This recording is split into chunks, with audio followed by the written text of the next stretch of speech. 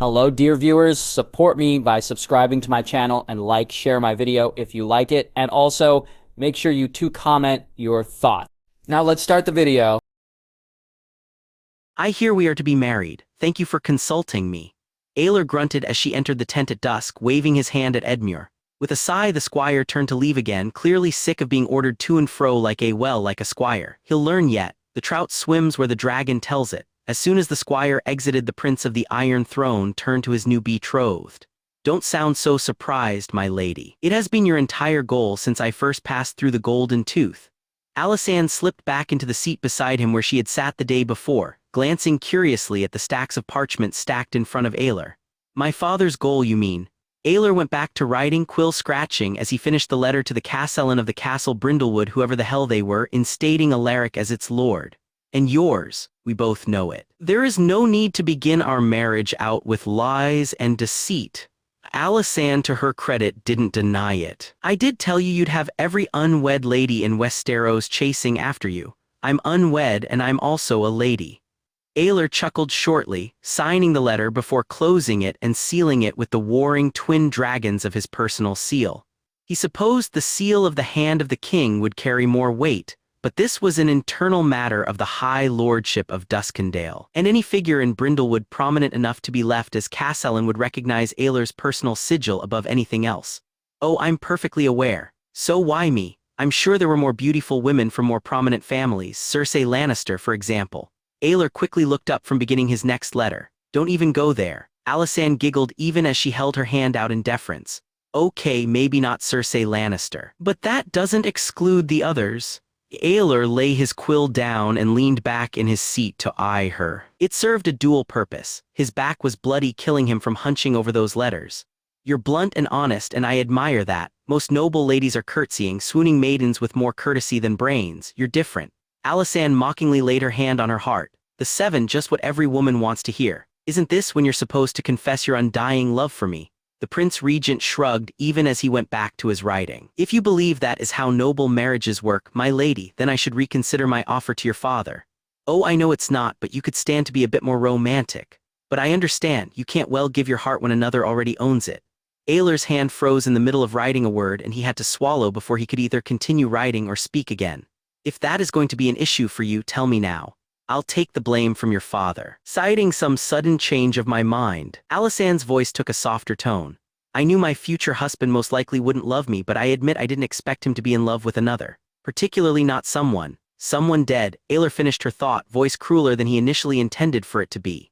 Well, I am, and before you ask, I'm not sure that is ever going to change. She was silent a moment before speaking again. If you had the choice, you wouldn't marry soon or maybe even at all. Would you? No, but I don't have the choice.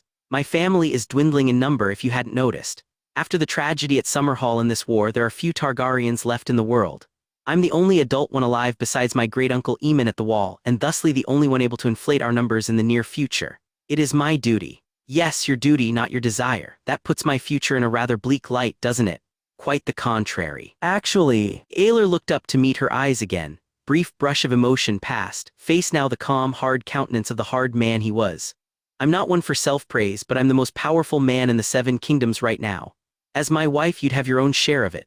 I already value your counsel, as you've given me sound insight when prompted and even when not, but you'll still have influence even when I'm dead and gone, be that 1 year or 100. Your first son will be the Lord of Duskendale, your second the Lord of the Golden Tooth, their cousin the King of the Iron Throne. Your daughters will have advantageous marriages, one may even be the queen if that seems a prudent match to make. And above all, our children's names will be Targaryen, and with that name comes power. He lowered his head, voice growing deadly serious. And you do want power, Alysanne. You are fiercely intelligent and you know it. That is the only reservation I have in our potential marriage. She raised an eyebrow. What do you mean? Aelor leaned forward in his seat, staring directly into her dark eyes with his violet ones. I am the heir to the Iron Throne. If something should happen to Aegon, I will inherit the Seven Kingdoms. That means our first son will inherit them. Any woman I marry, perhaps with the exception of Ashara Dane, would be sorely tempted to help that along. After all, what good mother wouldn't want their son and his sons to be a king instead of a mere high lord? Alysanne, again to her credit, held his gaze evenly. You're right, I do want power. I'm tired of being ordered to flirt with this lord or befriend that knight or fuck that prince simply because I am a woman. You are a Targaryen, a member of the most powerful family to ever walk the roads of Westeros, and above that you are a male. You don't know how infuriating it is to be bartered and bred like a prize mare. Her eyes flared up in indignation and no small amount of anger, an anger she let bleed into her voice with absolutely no fear. But do you truly think I would kill a child? Aelor's stone face softened for a moment. No, Alysanne, I don't. If I thought there was even a chance of that, I would never have asked for your hand. I do, however, think your father would if it meant his grandson sat the Iron Throne. He stood, turning to the trays behind him to pour the wine as she sat waiting, a reversal of their roles from the day before. There is something you need to be fully aware of before we are wed, Lady Alysanne. You already know I love Aegon and Rhaenys as if they were my own children, and that I will gladly burn a dozen Lannisports to keep them safe and well. What you may not know, however, is that I will also burn a dozen men, and dozens more if they compromise their safety. He turned to face her again, finding her eyes once more as he walked back to the table. Even your father and all the Leffords left in the world. Aelor took his seat again and leaned forward, hesitantly placing one of his hands on her much smaller one. I wouldn't want to cause you that pain, for you have been one of, if not the only thing that has kept me sane in the last few weeks. That is something I can never thank you enough for, no matter how many years I have to try. But I need you to help me keep your father in line. And if he doesn't, she sat back slightly, though she didn't look away or move her hand from under his. You are very fond of issuing threats, Prince Aelor. It seems to be all you do these days. I have 7 kingdoms to rule and 4 children to raise in a savage country, half of which wanted my entire family dead not too long ago. Fear is all that's keeping them in line now. He patted her hand once before leaning back. You are a good woman and a better person than I. Alysanne Lefford, and whatever I may have said earlier, I know it. I may be a warrior at heart, but I am by no means a fool. You have had ample opportunity to advance yourself and your family in the past few days, and you have never even hinted at it. Most would have thought of nothing else but amassing as much power for themselves and their house in your situation, but all you cared about was me. Alysanne shrugged. Don't look too much into it. I have always had a perverse fascination with broken things. She giggled lightly, and Aelor couldn't help but join in for a moment before growing serious once again. You said I don't know what it is like to have my entire future planned out for me, and you are partially correct. Though being a prince is not as glamorous as it may seem, so I am giving you a choice like you have always wanted. I do not love you, and I am not sure I ever will. I'm as stubborn as your father is ambitious, and I am capable of much blacker violence than anything you have seen yet. I cannot offer you the storied love of Prince Duncan and Jenny of Oldstones or Florian and Jonquil, and I cannot promise I won't occasionally lash out and act the utter fool. But I can promise you protection for yourself and our children, a comfortable if somewhat stressful surrounding, and the full right to knock some sense into me when needed. And I can offer you the power of choice in this, which is something you won't have in your next marriage if you decide against me. That is what I have to offer you, Alysanne Lefford. The choice is yours. She pursed her lips for a moment, eyeing him. Is that an offer of marriage? Because it sounded more like a proposition of business to me. Aelor shrugged. I'm not good at flowery words. Swords and killing are more my specialty. Alysanne watched him a moment longer before rising and turning. Aelor watched, utterly confused, as she walked to where his bed and personal effects were located in the corner of the pavilion, scrounging around in the rapidly dying light. Without a word, she seemed to find what she was searching for and turned to walk back to the table. Alysanne placed the candle and its holder onto the table in front of them both with a thud, lighting it with the fire steel she had commandeered and casting light over the stacks of parchments. Well, if I'm to be your wife, I can't well let you work yourself to death before I get the influence your marriage brings, now can I? She reached her hand out for a roll of parchment and the quill. Who am I writing to and what am I saying? Aelor Targaryen smiled. Pain was such a flexible thing. It came in all sorts of forms, able to bring out complete opposite reactions when inflicted in the slightest different way. Most avoided it. The threat of pain able to convince them to do nearly anything you wanted. Others embraced and treasured it, like the burned men of the wildlings of the Vale.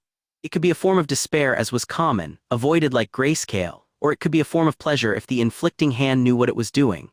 He had come across a Lyseni whore in his days as an exiled sellsword who had been obsessed and enamored by pain, and she had remained his favorite for nigh on half a year due to her sheer uniqueness.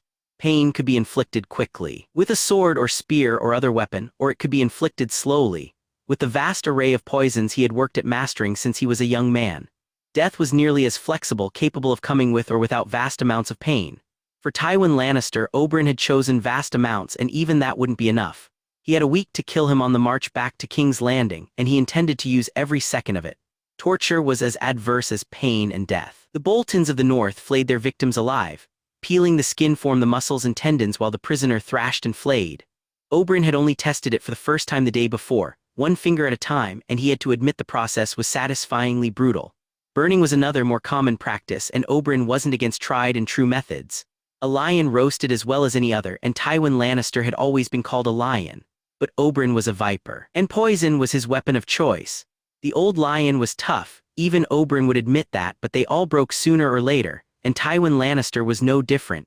3 different poisons seeped slowly through his system, none of the doses fatal by themselves, and even when combined would take longer than Oberyn had to kill the former Lord of the Westerlands.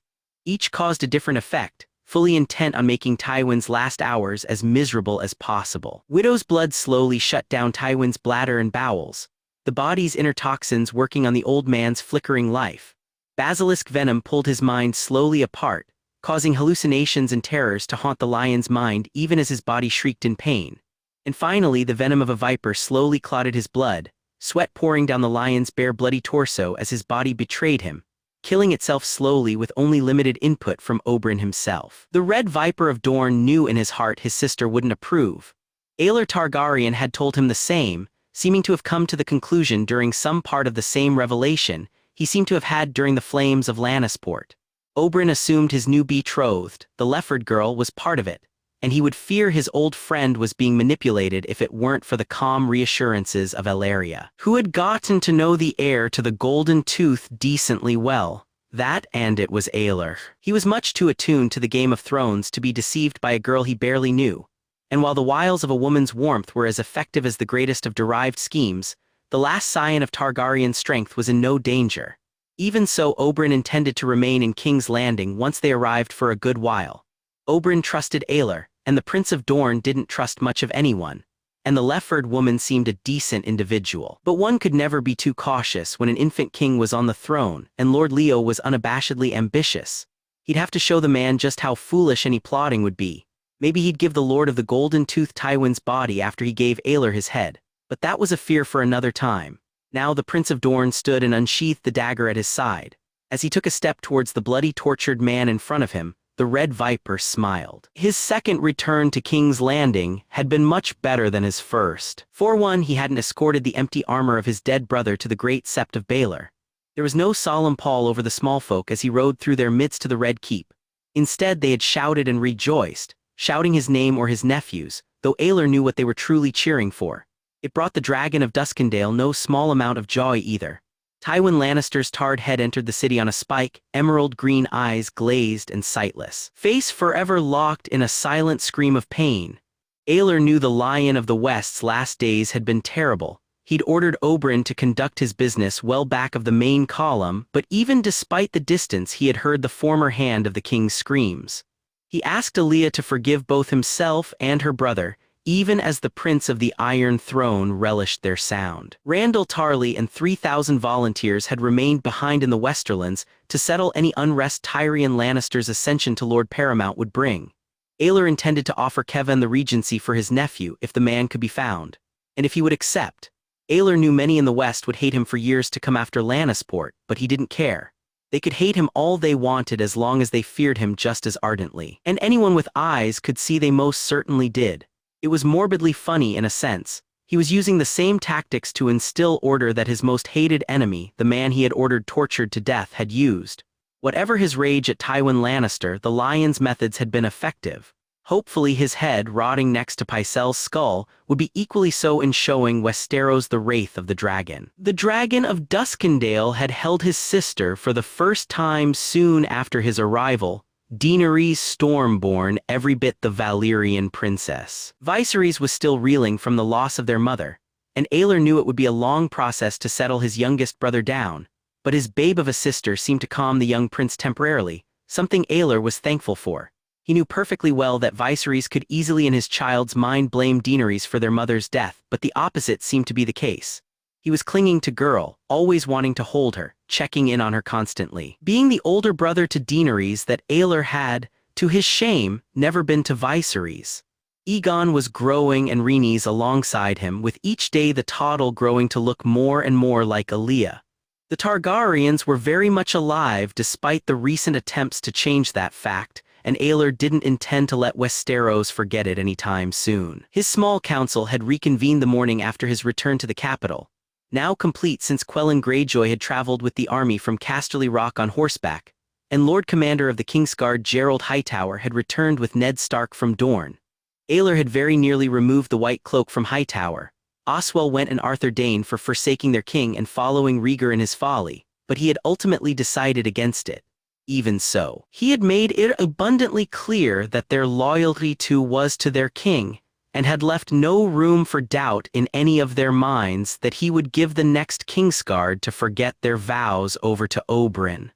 Several new faces had sat in during that crucial council meeting on invitations from Aelor. Oberyn, who as Alysanne and Elaria had predicted seemed to have forgotten the argument he and Aelor had nearly killed one another over, had managed to not only sit through the whole thing without fidgeting, but also managed to avoid insulting anyone.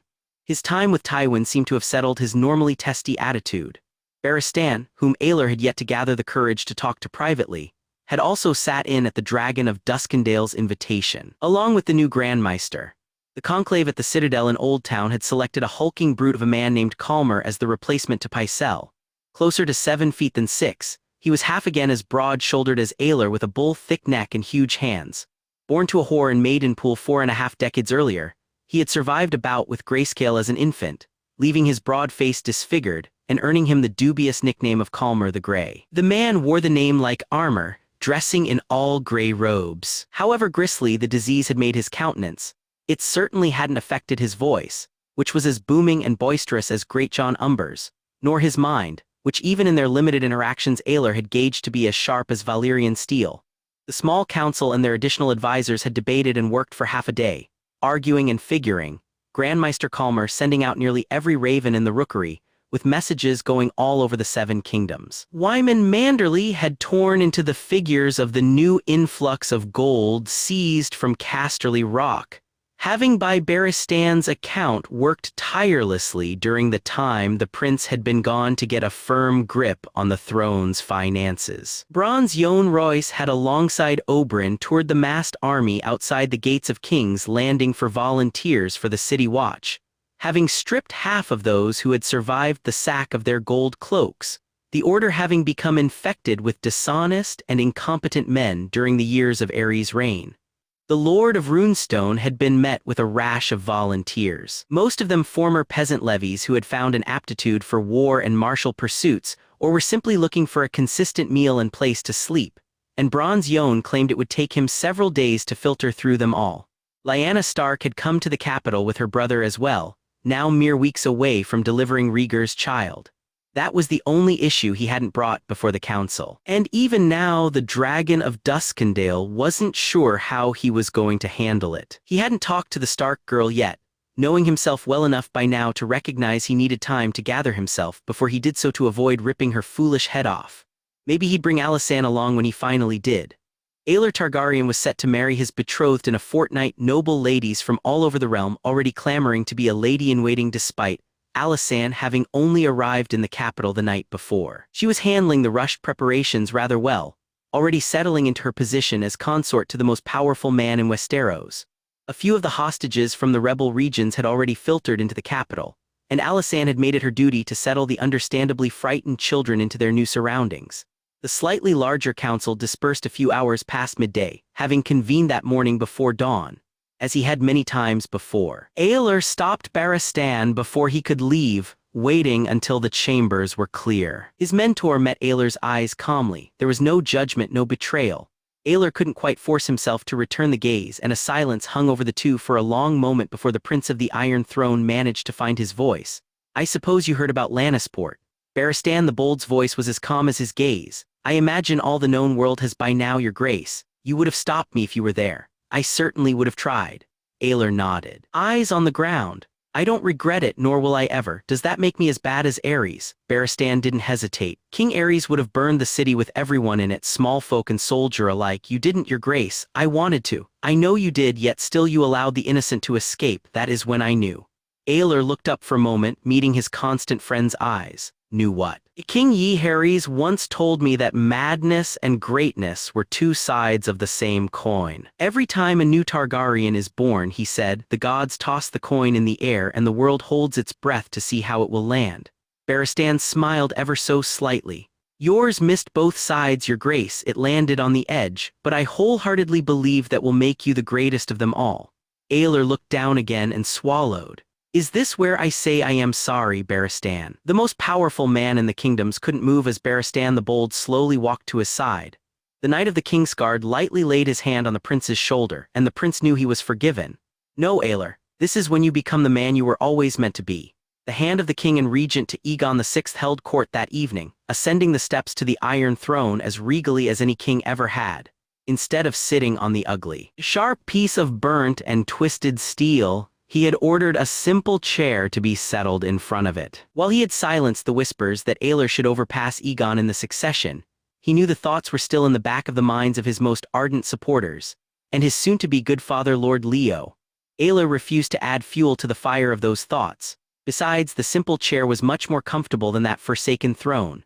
Nobles from around the Seven Kingdoms were present, among them Mace Tyrell and Ned Stark, who had been awaiting Aelor and his return. The Prince of the Iron Throne nodded to the latter as he sank into the chair, silently thanking the Lord of the North for having the foresight to keep Lyanna from the throne room and the eye of the court. Lords and ladies, he spoke, as Barristan and Manfred took up positions on either side of the dais the throne sat upon. We finally have peace. A cheer went up, one Aelor let grow for a long while before silencing with the raising of a hand. There is much to be done, and I am not one for wasting time or for ceremony. Lords Arryn, Tully, and Stark. Each of the Lord Paramounts stepped forward. You willingly bent the knee when you could have continued fighting, and then loyally assisted the crown in defeating Tywin Lannister even after reprimands were issued. House Targaryen rewards loyalty, and as such only 5 hostages shall be required of each region to serve 5 years where placed. Many have already arrived, and I again defer to you and your Lord Bannermen in deciding who shall serve.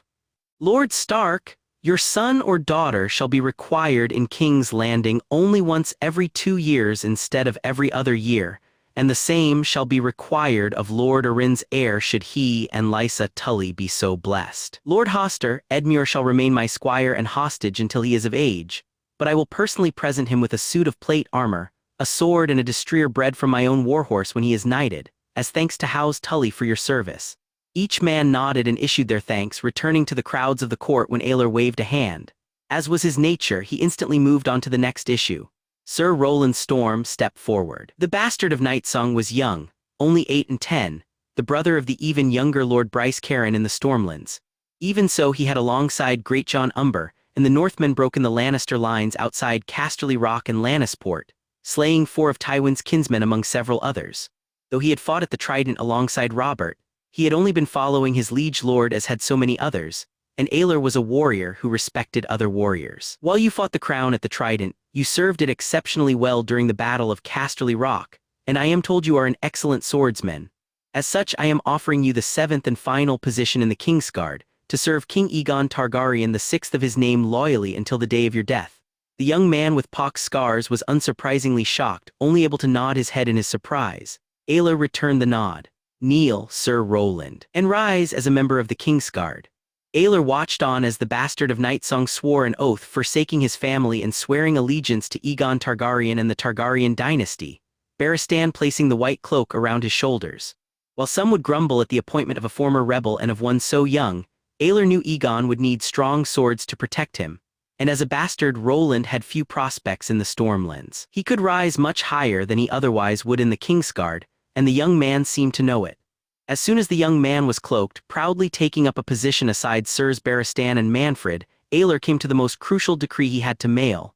Stannis Baratheon stepped forward. The middle Baratheon was tall as the first had been, though his lanky form had yet to fill out, his face as grim as Robert's had been jovial. Aelor had heard how the young lord had resorted to eating boot leather and rats rather than surrender to Mace Tyrell, only yielding the castle when Eddard Stark had arrived and persuaded him to.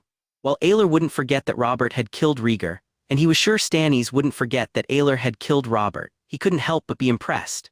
Aelor met the Lord Paramount of the Stormlands' Baratheon blue eyes as he spoke. Stannis held the gaze. You followed your brother as a second son should, As a second son myself, I can respect your actions. Your brother is dead by my hand, as my own brother is dead by Robert's. That could easily breed future animosity between our houses. I have been counseled, likely wisely, to have you and your brother take the black. Stannis held Aelor's violet eyes unwaveringly. That would be your right, your grace. Aelor smiled ever so slightly. I am not going to do so, however. You are the new Lord Paramount of the Stormlands by right, a position you will maintain. Hostages will be taken from among the Stormlords, 5 as is the sentence of the others' regions. Your brother and heir Renly will become a ward of Lord Mace Tyrell, not only as a buffer against any attempted retaliation against the throne, but also as a reward to the Lord of the Reach for services rendered. Your first child, when born, shall undergo the same arrangement as Lord Stark's and Lord Arryn's. If you accept these terms, you will be accepted back into the king's peace. Stannis was unafraid. And if I don't, the Dragon of Duskendale respected the lad's courage, but he would learn that Aelor was not one to be trifled with. If you don't, I will descend these stairs and drive my sword through your stomach, to watch you bleed out on the floor of the throne room as both our respective brothers did in the waters of the Trident.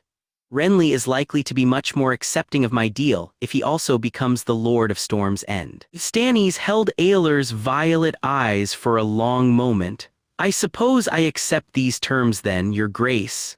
Aelor nodded. You are a brave man, Stannis Baratheon. I hope that bravery will serve the Iron Throne well in the future. The Dragon of Duskendale stood. Lords and ladies, the rebellion is over and peace finally surrounds us all. May Aegon VI's reign truly begin. He was getting married in less than 12 hours, yet here he was outside a different woman's chambers. Aelor Targaryen was becoming quite the expert at handling the cries coming from a birthing chamber, and he wasn't even an actual father yet. After King Aegon's and Aelor Ricker's births, he knew roughly what to expect, and as such he was calmly waiting outside Lyanna Stark's chambers as the Northerner screamed in pain. Eddard Stark was waiting too, though he was certainly anything but calm. The Lord of the North was a father. Word having reached the capital that Catelyn Tully had given birth to a healthy boy at Riverrun, but he looked like anything but pacing furiously down the corridor, gray stark eyes boring into the stone floor of the Red Keep. Aelor watched him in mild amusement, having given up on calming the screaming woman's brother. A presence appeared beside him, voice soft as it spoke. He's going to wear through the stones of the hall, replacing them will be a pain. Aelor chuckled. Sounds like the perfect job for the de facto queen. Have fun. Alysanne nudged his shoulder lightly, and the Dragon of Duskendale looked down at her. You should sleep. We can't have the Regent of the Iron Throne missing his own wedding. Aelor's eyes became shrouded. I have been avoiding this situation for weeks. That child is Rhaegar's and a prince or princess of the Iron Throne. It is also my sister's and half Stark, Eddard cut in, suddenly no longer pacing and instead watching them. The Lord of the North desperately wanted to return to Winterfell. Even a blind man could see it, but he refused to abandon his sister, and Lyanna had been too close to childbirth to travel. Whatever Lyanna's mistakes, her child will be as much my niece or nephew as yours, Prince Aelor. Aelor nodded, though his eyes hardened. Aye, it will, but Lyanna is the daughter of a Lord Paramount. Rhaegar was a king. Our nephew is a prince or princess, as such. They will be raised in King's Landing. Stark furrowed a brow. You can't intend to separate the babe from their mother. Aelor's Valyrian eyes were as hard as Valyrian steel. That is exactly what I intend, Lord Stark. Lyanna will return to Winterfell with you and your men, while the child remains here to be raised alongside its brother and sister. The blame for the rebellion rests mainly on my father and brother, I know, but Lyanna certainly played her own role, and I have not forgotten it. Your brother seduced her. Your sister let herself be seduced. She was unhappy with her betrothal, as if she was only noble, male or female, to be unpleased with their political match, and thusly ran off with a married man, starting a bloody war that nearly destroyed both of our families. Eddard Stark had ice in his veins, it was clear, for the quiet wolf didn't rise to anger as most men, including Aelor, would have. And the child, what if they decide they want to know their mother, their cousins? Aelor felt Alysanne gently grasp the inside of his arm, and the Dragon of Duskendale bit back the instant refusal that had been rising. Lord Stark had a point. As little as Aelor thought of Lyanna, he couldn't make her child's decision for them. Well, he supposed he very well could, but he would not. With a sigh, the Prince Regent nodded. When the child is older, they may make their own decisions regarding their mother. I will not deny them their wishes on the matter. But that is years in the future. As soon as Lyanna is healthy enough to travel, she will leave the capital and will not return, and the child will remain here. Any further argument on the matter was interrupted as a particularly loud scream ripped through the corridor, and the chamber door flung open, a flock of midwives fluttering out to rush both directions, haste marking their every action. Eddard Stark froze, face showing clear apprehension. Aelor felt the same. Aegon's birth had been followed by such haste, and it hadn't meant anything good for Aelia. The three important figures were as relevant as tits on a breastplate as the army of midwives rushed to and fro, bringing more and more cloth and water.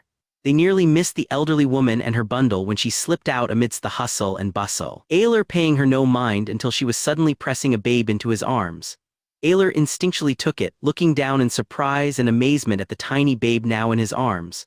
A dark patch of hair covered it, her head, gray eyes looking up at him. "This one is all Stark. I don't see a single sign of Valyria of Rhaegar." "It is a boy, your grace," the old crone croaked out, flashing a toothless smile. "Small but healthy." Aelor couldn't help but bark a laugh at that. "Some Vaisnya you'll make, lad. Rhaegar would be so disappointed." The Prince of the Iron Throne couldn't help but smile at his tiny nephew. "It's a good thing I'm not Rhaegar then, isn't it? You'll do just fine for a Targaryen, even if you do look more wolf than dragon." Aelor almost didn't hear Ned Stark's worried voice. "My sister." The crone's voice was much calmer than the Lord of the North's. "She is bleeding heavily, but Grandmeister knows what he is doing. They nearly have it stopped. She will be weak for a long while, but she shall survive." The crone had been right. Lyanna Stark certainly looked weak the next morning, but she was also most certainly alive. The tiny, pallid woman burst into his chambers amidst the shouts of protest from the guards stationed outside, looking like all the seven hells, but also with no small amount of fire burning in her eyes. "You will not take my child from me." Aelor raised an eyebrow from where he stood half-dressed for his wedding. His black tunic and cloak with its three-headed Targaryen dragon lay on the bed in his otherwise sparse quarters, and the Dragon Lord had sent his aides from the room. He waved the guardsman clutching Lyanna Stark's arm off, the man backing out of the room with no amount of relief on his face, and the dragon faced off against the she-wolf. "I will take your child from you, Lady Stark." She staggered forward, and Aelor was concerned the young woman was going to faint there in his chambers. "He is my son. He is my nephew." Aelor stood to his full height, voice final. "Jon belongs with me." Aelor cocked his head to the side. "Jon, is that what you call him? I'm afraid that isn't going to work, Lady Lyanna. Jon is Valyrian, not Northman. As such he will be raised here alongside his brother and sister. But not his mother. Think of what that will do to him." Aelor was rapidly losing his patience, not that he had very much to begin with. "I am thinking of him, Lyanna Stark. What will he be in the north? A bastard, Jon Snow, the bastard boy of a foolish, selfish girl who decided she didn't want to marry the man she was betrothed to, so she eloped with another, already married one, and started a war that took thousands, including his father." Lyanna Stark's voice was much stronger than her body, eyes as feral as the sigil on her family's banner. "He is a Stark." Aelor lost what remained of his control. "He is a Targaryen." It was a bellow, thrown full in the face of the weak woman in front of him. "He is the brother of a king, the blood of the dragon. He is the blood of old Valyria, the son of King Rhaegar Targaryen. His place is here, and here he will stay." Aelor whirled around, stomping to his bed and grabbing the tunic, trying to get a grip on his temper. "I will hear no more of this. I have a wedding to attend." Lyanna looked progressively worse, and what was left of the compassionate part of Aelor Targaryen wondered if going through with this would kill the she-wolf. The rest of him, the Ares part, couldn't find the capability to care. Lyanna must have realized she would get nowhere with demands and switched up her tactics, though she still willfully ignored his dismissal of the subject. "Please, Prince Aelor, he is all I have left of him." "Of who, Rhaegar?" Aelor spat out. "He was my brother long before he was anything to you, Stark.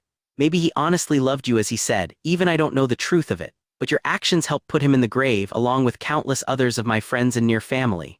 What am I to do? Forget all of that simply because you are a woman? Weren't you yourself known for bemoaning how women were treated so differently than men? Then let me stay, Prince Aelor, please, I'm begging you. All I want is to be near him." For just a moment the dragon of Duskendale began to give in, but the image of Renfred Ricker dead on the banks of a river, Elwood Hart gripping the spear that had killed him and Balmond Bayich holding his dead younger brother flashed in the prince's mind, and his heart hardened. "You are loved by your family, Lyanna Stark. You will still be held in high esteem in Winterfell. In King's Landing, however, you will never be anything more than the whore who ran off with a silver prince because she was too spoiled to understand there is no room for love in the Game of Thrones. Whatever my own thoughts, you deserve more than that. You will return home with your brother. If your son wants to see you in future years, I will not stop him, but it will be his choice, not yours." The she-wolf broke down into tears, sickly body convulsing with the cries. guardsmen. The dragon of Duskendale called over her sobs, turning back to the looking glass as he buttoned his tunic, face now utterly emotionless. Escort Lady Stark back to her room. I have no time for her tears. The union of Aelor Targaryen and Alysanne Lefford was a happy occasion after so many months of pain and fear. Every living Targaryen from the black-haired babe Aelor had named Jaehaerys to the infant king to the dragon of Duskendale himself, gathered in the halls of the Sept of Baelor, the very same Sept that had months ago been a fortress under siege. The Valyrian prince, silver-haired and scarred, had draped the three-headed Targaryen dragon cloak over the Westerlander heiress, tan of skin and beautiful. An olive-skinned little girl had clung to his leg as he did so, dark eyes taking in all, and even now she sat atop his lap at the head table back at the Red Keep, overlooking the ocean. Musicians played as nobles from all over Westeros danced. Ashara Dane laughed in the small arms of young Viserys Targaryen, who had clung to the Dornish woman almost as ardently as he had his sister. Great John Umber, having stayed in the south to head the men escorting the Starks home, laughed and bellowed with Grandmeister Calmer, the two giants towering over nearly everyone else in the vicinity. Lyanna Stark clung to Jaehaerys Targaryen in the corner, treasuring the last moments with her child that Aelor had under the direct request of a sympathetic Alysanne, granted the she-wolf. Leo Lefford grew increasingly drunk, celebrating his greatest plot that had only been successful due to his daughter's sheer blunt personality. Maelesser Ricker and her father privately enjoyed the festivities, young Aelor Ricker's hungry balls both frequent and loud, though no one seemed to mind. Mace Tyrell thrice attempted to make conversation with Aelor at the head table, mentioning each time how he had recently been blessed with a young daughter who would surely grow into a beauty of fable, and how well a match a Tyrell would make a Targaryen. The first two times Aelor politely directed him elsewhere, and the third the Lord's own mother, Olenna Redwine, the Queen of Thorns, shooing him away like an annoying pet. Aelor and Alysanne watched it all, Rhaenys going to Maelessa just long enough for the dragon and his bride to squeeze in a dance before they returned to the table and the princess her uncle's lap. Gifts were presented throughout the festivities, from daggers to books to an ornate chair from Lord Tyrell clearly meant to replace the simple stool Aelor used when he held court. It was a gaudy thing the dragon of Duskendale wouldn't be caught dead in, but he thanked the Lord of the Reach all the same. Varys was one of the last to present a gift, appearing like a shadow as he always did. The spider was oddly enough one of the few men Aelor halfway trusted. The chirping of his little birds and the webs he wove having saved the Targaryen dynasty just as often as Aelor had. Lord Varys, the Lord of Duskendale greeted, smiling. Lord Hand, the bald eunuch replied, bowing in that odd way of his. I must congratulate you on your wedding, and you, Lady Hand, you look absolutely stunning. Alysanne smiled at the compliment. Aelor did as well since it was true. Thank you, Lord Varys, it is a pleasure to meet you. The pleasure is all mine, as is this introduction if I may. Prince Aelor, I would like you to meet an old friend of mine. He has with him a gift not only to you, but to house Targaryen as a whole. The spider turned and gestured, and a large, and Aelor meant large, man shuffled out of the crowd.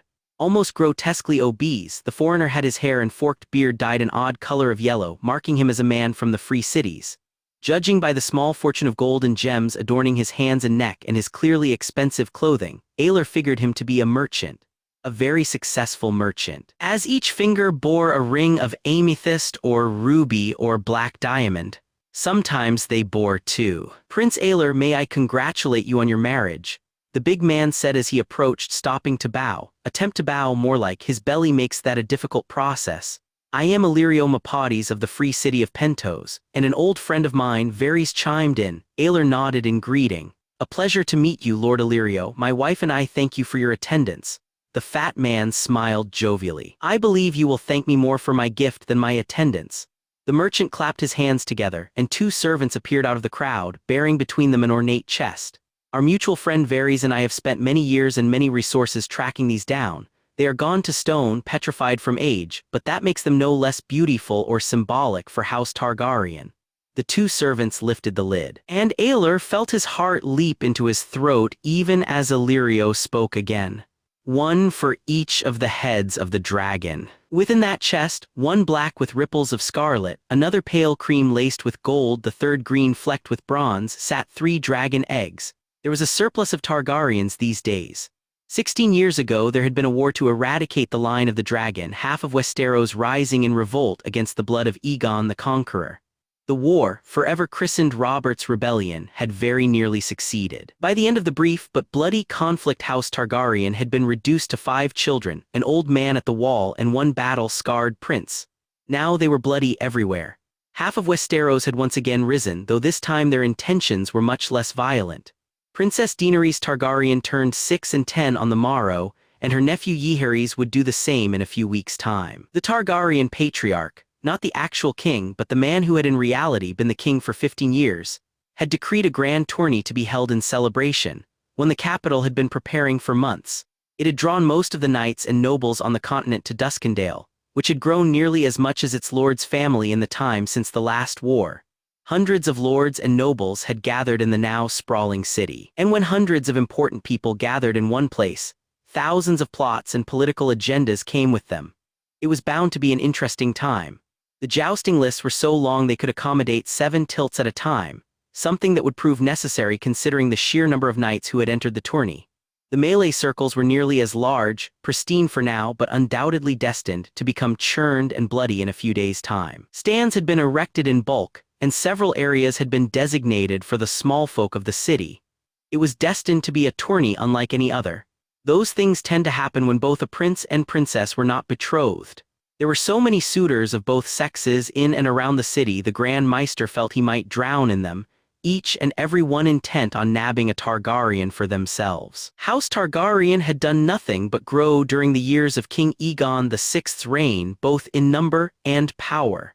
Calmer the Grey had seen it firsthand, having delivered most of the new Targaryens himself.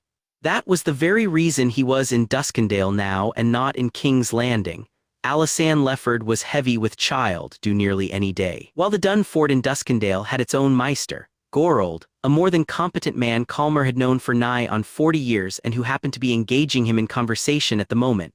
There was something to be said about familiarity, and Alysanne was very familiar with Calmer.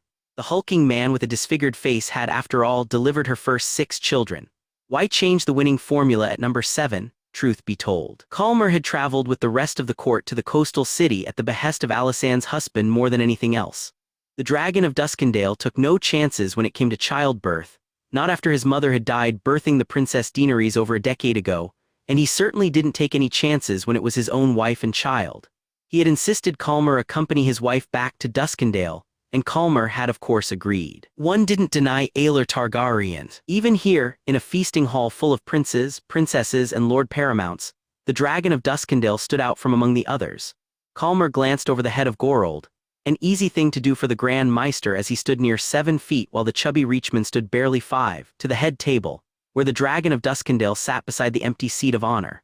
A few years shy of 4 decades in age, the hand of the king looked much as he had 16 years ago. Tall and broad-shouldered, his short Targaryen silver hair and beard framed a hard face that still held traces of its Valyrian beauty, despite the jagged and ugly scar that adorned it.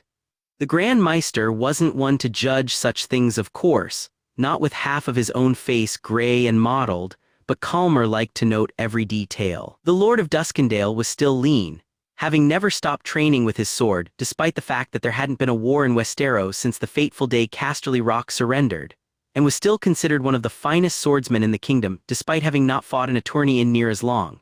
His wife sat beside him, hand on her swollen belly. Alysanne Lefford was still a beautiful woman even after 6 children and a life at court. And she looked her best during her pregnancies, face aglow.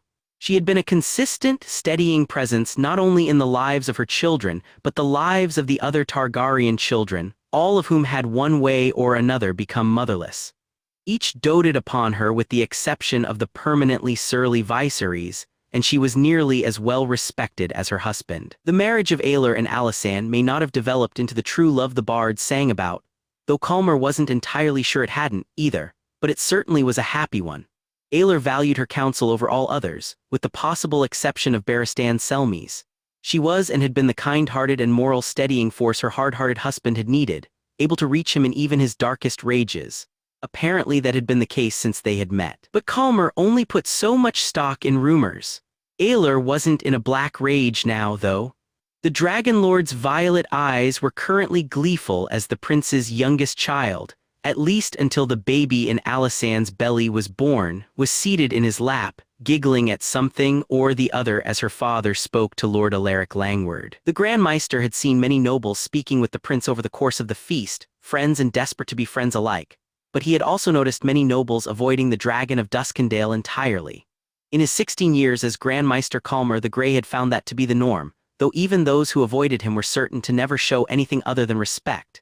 You either loved Aelor Targaryen or you hated him, there was no middle ground. But either way, love or hate, you feared him. For if you didn't, he soon gave you reason to. Archmeister Gildane had once written that Daemon Targaryen the Rouge Prince was both a great man and a monster. Calmer the Grey said the same of Aelor.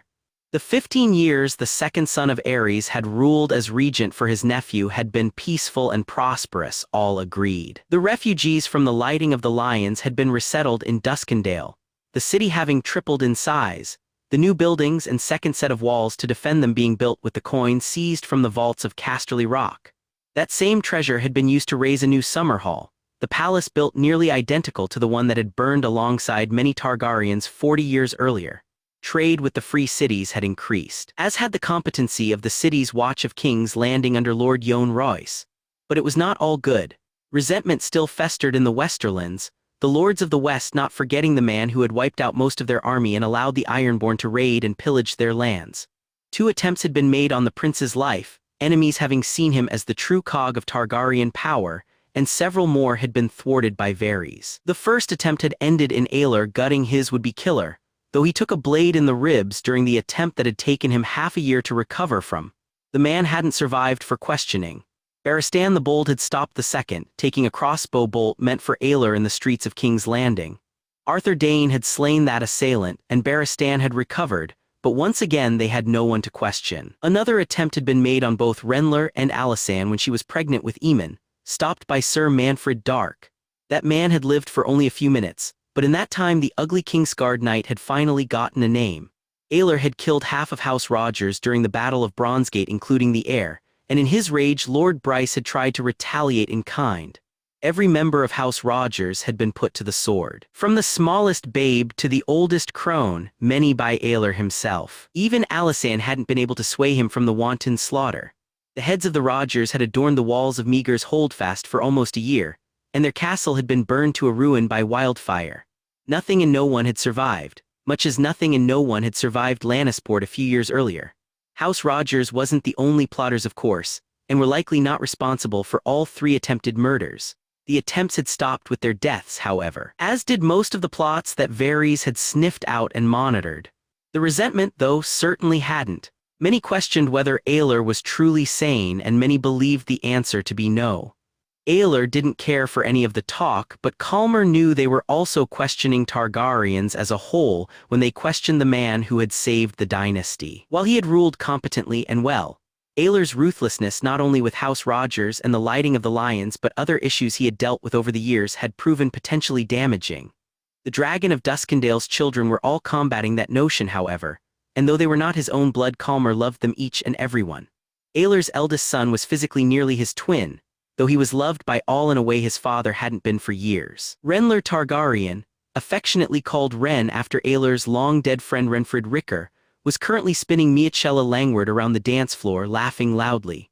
The heir to Duskendale was physically a younger version of his sire, tall and broad-shouldered with silvery blonde hair and violet eyes. He was somewhat thin and lanky, but at 5 and 10 he promised to fill out as Aelor had. The lad was gregarious and charming to a fault, with all the Valyrian beauty of his Targaryen blood. A squire to Lord Commander Barristan the Bold of the Kingsguard, he was a promising swordsman and horseman slated to ride in tomorrow's tourney. His closest sibling was the opposite. Aemon Targaryen, born less than a year after Ren, was slight of build with his mother's golden brown hair and complexion, though he possessed his father's violet eyes. The lad was nowhere to be seen, though that didn't surprise Calmer. Aemon was a bookish boy, more interested in a quill than a sword and more comfortably in a library than a ballroom. Quiet and gentle, he was the Grand Maester's favorite of the hand of the king's children, though he didn't dare tell Rhaella that. Rhaella Targaryen was 2 and 10 and already a beauty of some renown. Her hair was as white as the cloak of the Kingsguard, her eyes indigo. As charming as Renler and as gentle as Aemon, she had been betrothed to her cousin Aegon for most of their respective lives, though that didn't stop every noble maiden from trying to worm their way into the king's heart as the realm waited for Rhaella to flower. Calmer hoped King Aegon would not be swayed by any of them, for Rhaella would make as glorious a queen as the realm had seen since Alysanne Targaryen. She now danced in the arms of her third brother. Born 1 year exactly after she had been, Balon Targaryen was more like his father than any of his siblings. Though only 1 in 10, he had an edge to him, the same edge that made his father both brilliant and dangerous. Growing tall but unlikely to be as broad as Aelor or Ren, he had silver blonde hair and dark leopard eyes. Balon was a prodigy with a sword, seeming to live and breathe training and completely uninterested in near anything else. Aelor had told the Grand Maester more than once that out of all his sons, Balon would become the deadliest fighter. It came as natural to him as charm did to Renler. After the initial flurry of children born to Alysanne Lefford and Aelor Targaryen, there had been a slight lull, but young Daemon had been born 5 years past, followed by little Sarah 2 years ago, who now sat in her father's lap mesmerized by the dancing. As his eyes flickered between each of the hand of the king's children, Calmer the Grey couldn't help but notice the rest of the blood of the dragon. Princess Daenerys, violet-eyed and silver-haired and as breathtaking a woman as Calmer had ever seen, held the twins Dina and Daenella Waters in her lap, surrounded by several noble ladies of various houses. The bastard-born girls were the daughters of her brother Viserys, prince of the recently rebuilt Summerhall, and Aelor Roxton. The most recent in a long history of lovers the eccentric Targaryen took to his bed. Their conception had created quite a scandal, Lord Corlys Roxton demanding the prince wed Aella once her condition was known, a request Viserys had refused. He grew bored of women quickly and had never wed. Calmer knew why, as did Aelor, but that was a concern for another time. Neither Aelor nor Aegon had forced Viserys to give in to Corlys's demands, and as such the Lord of the Ring had very nearly revolted. Prince Aelor, Hand of the King and Lord of Duskendale, had entered the man's castle alone under flag of truce. Just what he told the Reach Man was unknown, but whatever it was had shaken Corlys Roxton badly. All thoughts of his fruitless revolt fled, and his daughter was wed to a lowly knight in her shame. Rhaenys Targaryen, nearing 9 and 10, looked more and more like Alia Mardell the older she became, at least according to those who had known the Dornish princess before her tragic end. She currently was seated with her husband of 3 years, Willis Tyrell, heir to Highgarden and the Reach. Whatever troubles had plagued her mother and grandmother in the childbed had not been passed on to her, as the couple had been blessed with 2 children already, 2 boys, Alester and Osmond, who seemed to have taken after their father in looks. Willis and Rhaenys were more than fond of one another, even after Willis had been crippled during a joust with Rhaenys' uncle Oberyn. And Calmer was fairly certain that true infatuation was the only reason the princess's 2 uncles, the Red Viper and the Dragon of Duskendale, had allowed the marriage to take place. They were both overly protective of the young woman even to this day. She was the closest thing to Alia either of them had, and as such they doted on her more and more even as she grew and became a mother herself. Her youngest brother Jaehaerys Targaryen, looking more like a Stark than a Valyrian, skulked around the edges of the festivities as was his norm. Many noble ladies approached the black-haired, gray-eyed prince, flirting both subtly and provocatively, but he allowed only Rhaella and his sister Rhaenys to drag him out on the floor, each time returning to speak with fat Samwell Tarly, the heir to Hornhill, and occasionally Ren, when the latter could be dragged off of the floor. That was all well and good, for the king picked up the slack for his brother. Aegon Targaryen certainly looked the part of a king, tall and attractive with the warlike crown of Mikar I and Jaehaerys II upon his head, black iron and gold with 8 sharp spikes. He wore it well, spinning noble maidens from his betrothed to the flirty Margaery Tyrell around the floor with a grace few men possessed. He had ruled independently for nearly a year, Aelor's regency having ended when the king turned 6 and 10, and had done so well, though it would take a second coming of Aerys the Mad to so quickly squander the position he had been left in. The king had earned his knighthood on his 7 and 10th birthday, knighted by the very uncle who could have easily usurped him. Charming and well-spoken, he had the potential to become another Jaehaerys the Conciliator. Having been wise enough to keep his uncle as Hand of the King, and the counselors Aelor had chosen in their position when many young kings would have removed them all for sheer spite after so many years of having his decisions made for him. Not that there wasn't conflict. Aegon lived in a very large shadow cast by Aelor, and he was well aware of it, and Calmer could tell the lad was intent on escaping and surpassing it. While he still trusted his uncle's counsel when given, The Grand Maester could see the jealousy in Aegon's eyes of the respect Aelor commanded. No issue had risen yet, but Calmer was sure one would before long. But that too was a concern for another time. Now it was all joy and merriment, nobles drinking, dining, dicing, and dancing. Young nobles flirted with one another, while others slipped away for dalliances the High Septon would surely frown upon. Betrothal agreements were hammered out over one too many glasses of wine, small fortunes were won and lost at the dice tables, and many a young man and woman fell in love at least for the night. Calmer the Grey loved these times. Even a Maester could enjoy himself. He was regaling Gorold and a few surrounding lords with a tale of ravens and a surplus of wine when he noticed the young boy work his way to Aelor's table, where the Dragon of Duskendale was still engaged in conversation with his old friend Alaric. The boy, the son of the man running the stables, whispered into the prince's ear. The smile that had adorned Aelor's face disappeared instantly, and Calmer felt a wave of apprehension. He stood from the table mid-story, excusing himself as he used his long strides to cut off the retreating boy at the edge of the hall. The child nearly screamed when the giant with the disfigured face appeared before him, staring up in fear. "Easy, lad, I only have a question. What is it you told Prince Aelor? Come now, boy, tell me." The tiny peasant had a stutter. "TTTE, since Starks are here." Well, that didn't seem so bad. Their attendance had been expected, and young Robb Stark, the heir to Winterfell, had spent much time in the capital as a young boy as per the agreement of the Truce of the Trident, having become a close friend to Jaehaerys, Aegon, and Renlyr. "Is that all? Lyanna Stark is WW with them." Oh. The Grand Maester turned and let his eyes seek out Jaehaerys. The boy knew who his mother was, and he knew Aelor had forced her away when he was still a babe. The Dragon of Duskendale had never tried to hide that fact, nor had he attempted to sway Jaehaerys' opinion on the matter. The young man had expressed an interest in seeing Lyanna, and Aelor had not moved to stop him, but something, likely fear and apprehension, as well as the vicious rumors about his mother that had inevitably reached the young prince's ears, had prevented him from ever doing so. Now it seemed he was going to meet her whether he was ready or not. This was not a concern for another time. This was a concern for now. Anger had been Aelor Targaryen's constant companion since Robert's rebellion, but it hadn't been quite this potent in a very long while. Lyanna Stark had hated him for separating her from Jaehaerys, had told him so the day he'd escorted her and the other Starks from the capital, but she had been wise enough to stay north of the Neck for all these years. Robb Stark had traveled to the capital many times, befriending his cousin during his time in King's Landing, but his aunt had never accompanied him. Jaehaerys had asked about her, of course, and once he had turned 10, the then Prince Regent had only told him fact. The realities had been less than flattering, but Aelor had seen no point in feeding the boy flowery half-truths. Jaehaerys hadn't taken it well. For several years, skulking around and trying to blame himself for the rebellion that his parents had helped to start, with none of his family able to pull the boy from his depression. Only a combined and very long-term effort of Aegon, Ren, and Robb had succeeded in calming him down and assuaging the massive guilt he had placed on his own shoulders. Though it still ate at Jaehaerys, all could see.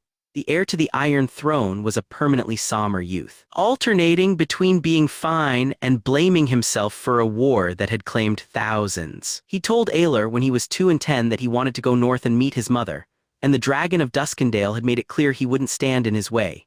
Aelor cared little for Lyanna Stark and had told Jaehaerys as much, but he knew it wasn't fair to his nephew to stop him, so he hadn't. Rumor had, as well as a mixture of understandable apprehension. The court's opinion of Lyanna Stark was brutal, even after all of these years, which made it that much more confusing that she had finally come south after all this time. "Is something wrong, Aelor?" The Lord of Duskendale felt the familiar touch of his wife's hand on the inside of his arm, bringing him back to reality from the days of thought he'd been in. Aelor's eyes refocused to her concerned face, dark eyes staring into violet.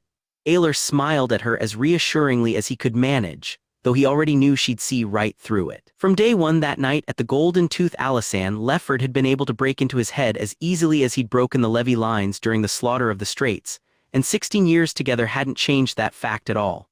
Of course. Her eyes tightened into a small glare, proving that she was the last person in Westeros he'd be able to lie to. Aelor sighed in defeat after only a moment under the stare. Leaning across the small space between them while maintaining his hold on Sarah, the 2-year-old alternately fascinated by the dancers and the faces Alaric Langward shot at her. "Lyanna Stark is here." Alysanne kept her face carefully blank, but as she sat back in her chair, hand on her swollen stomach, Aelor saw her eyes seek out Ymhari's. Good Queen Alysanne, as many called her, though she had never been a queen and the nickname had been taken years prior by one of Aelor's ancestors, was Ymhari's mother in all but blood, having raised the curly-haired youth alongside her own children and cared for him all his life. Concern for him was clear in her eyes, when she looked back to Aelor, clearly waiting for him to decide on the course of action. Placing a quick kiss to the top of Sarah's head, he lifted his daughter out of his lap and stood, standing her lightly on her feet. His youngest, for the moment, was still in the process of fully mastering walking, and accordingly he kept his hand steadying her until Alysanne took her. "I'll handle it. Alaric, join me if you would."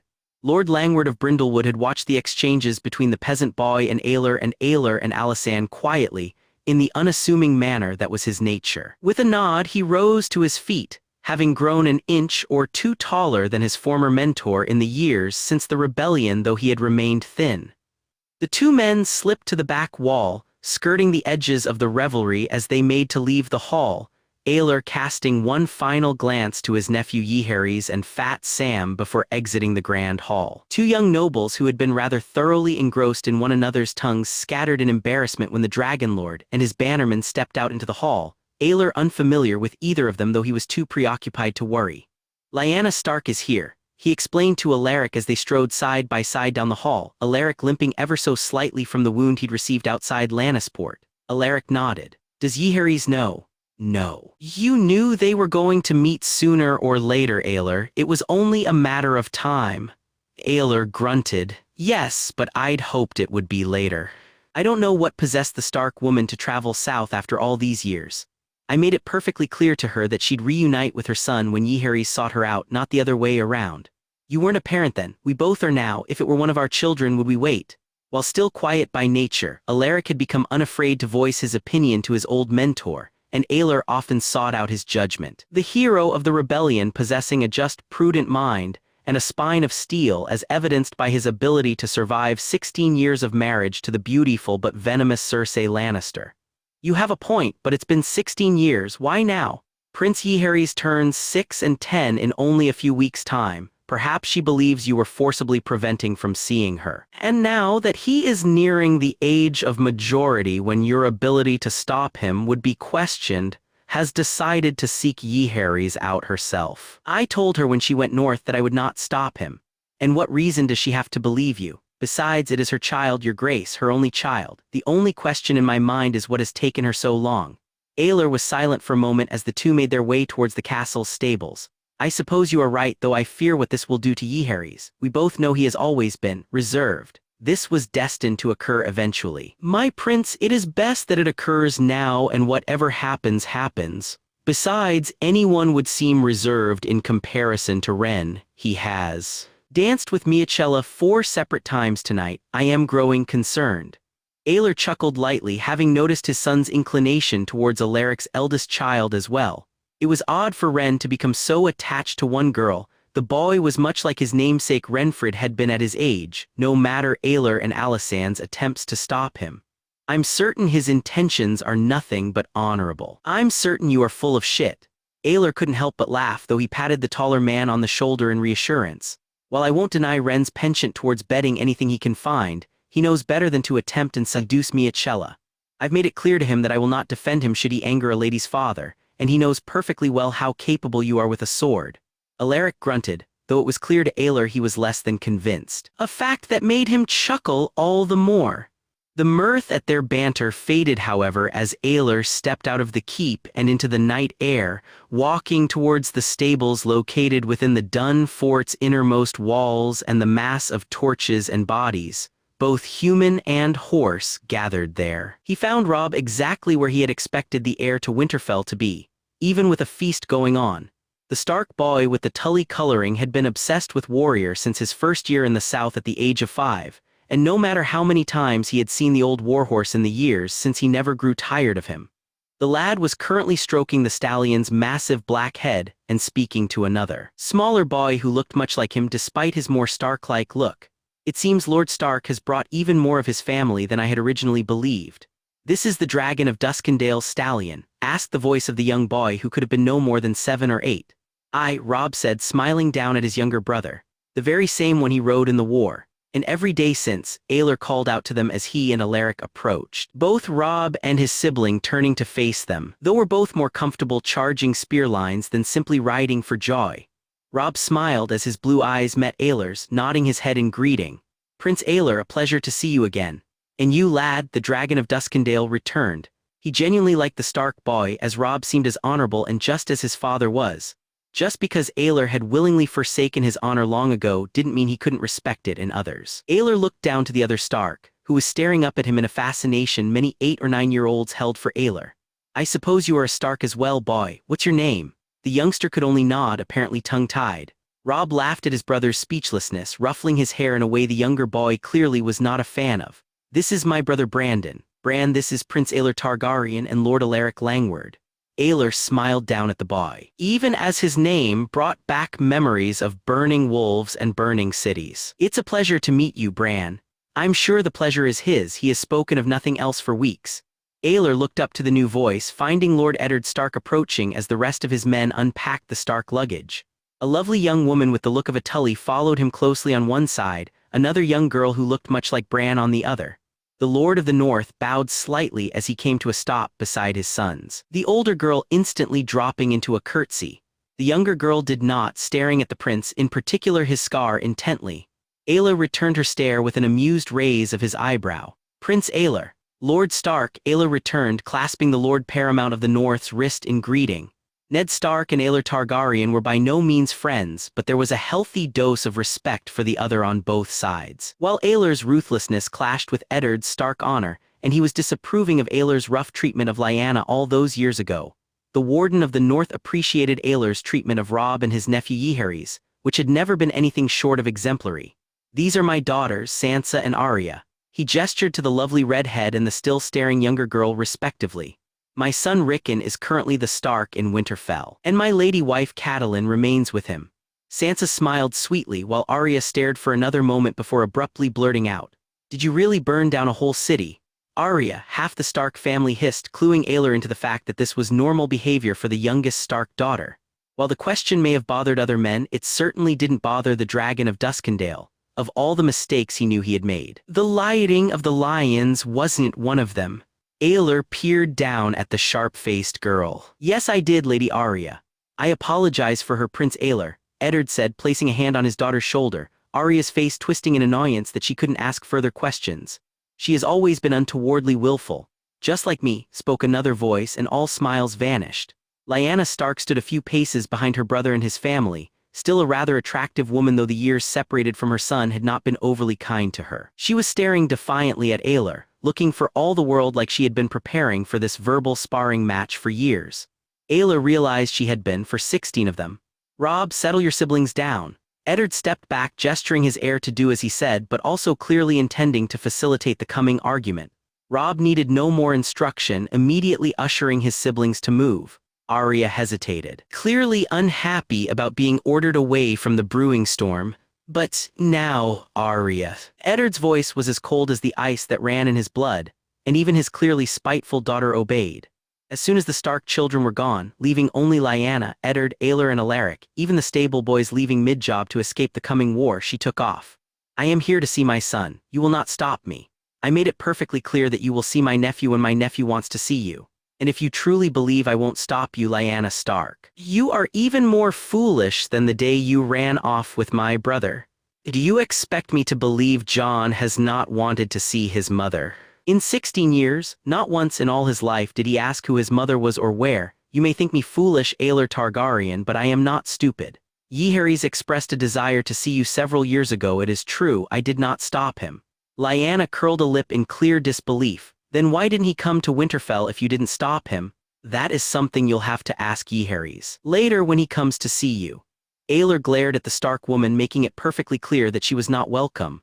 "I warned you once, Lady Lyanna. I am warning you this last time. What will you do if I do not heed you, Targaryen?" Lyanna asked, clearly past caring. "Kill me." Aelor was blunt and utterly truthful. "Yes, just as dead as Rhaegar. Maybe you can have my brother in death in a way you should never have tried to have him in life." The blow struck both Starks, Eddard clearly unpleased about the threat to his sister, but it hit Lyanna harder, the mention of the man who had been the reason her life had gone to shit offsetting her balance. Whatever cruelty she had expected Aelor to spew, and she was clearly expecting cruelty, something Aelor was more than willing to oblige. She wasn't expecting that, but Aelor wasn't in turn expecting her next move. Lyanna's face hardened, and she suddenly started moving forward. Straight towards the Lord of Duskendale. Do it then. If I am truly so evil for wanting to see my own son, kill me, for it is a sin I am not sorry for. She marched towards him, and for a moment Aelor wasn't ready, the Stark woman taking him off guard. But then his heart hardened as her face had, and Aelor took an aggressive step towards the Lady Lyanna, already planning how he was going to duck Eddard Stark, who was quickly moving to intervene. Uncle. The one voice Aelor hadn't been expecting froze them all three mid-step. Aelor turned slowly, and standing in the entrance to the stables was his black-haired nephew.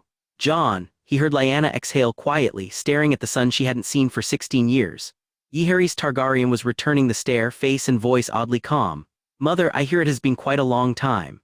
The jousting list ran north to south, intended to keep the sun out of each competitor's eyes. The 7 lanes were side by side, stands flanking them. On one end sat the grand dais, where Princess Daenerys Targaryen, the queen of love and beauty at least for now, sat alongside the king and hosting family.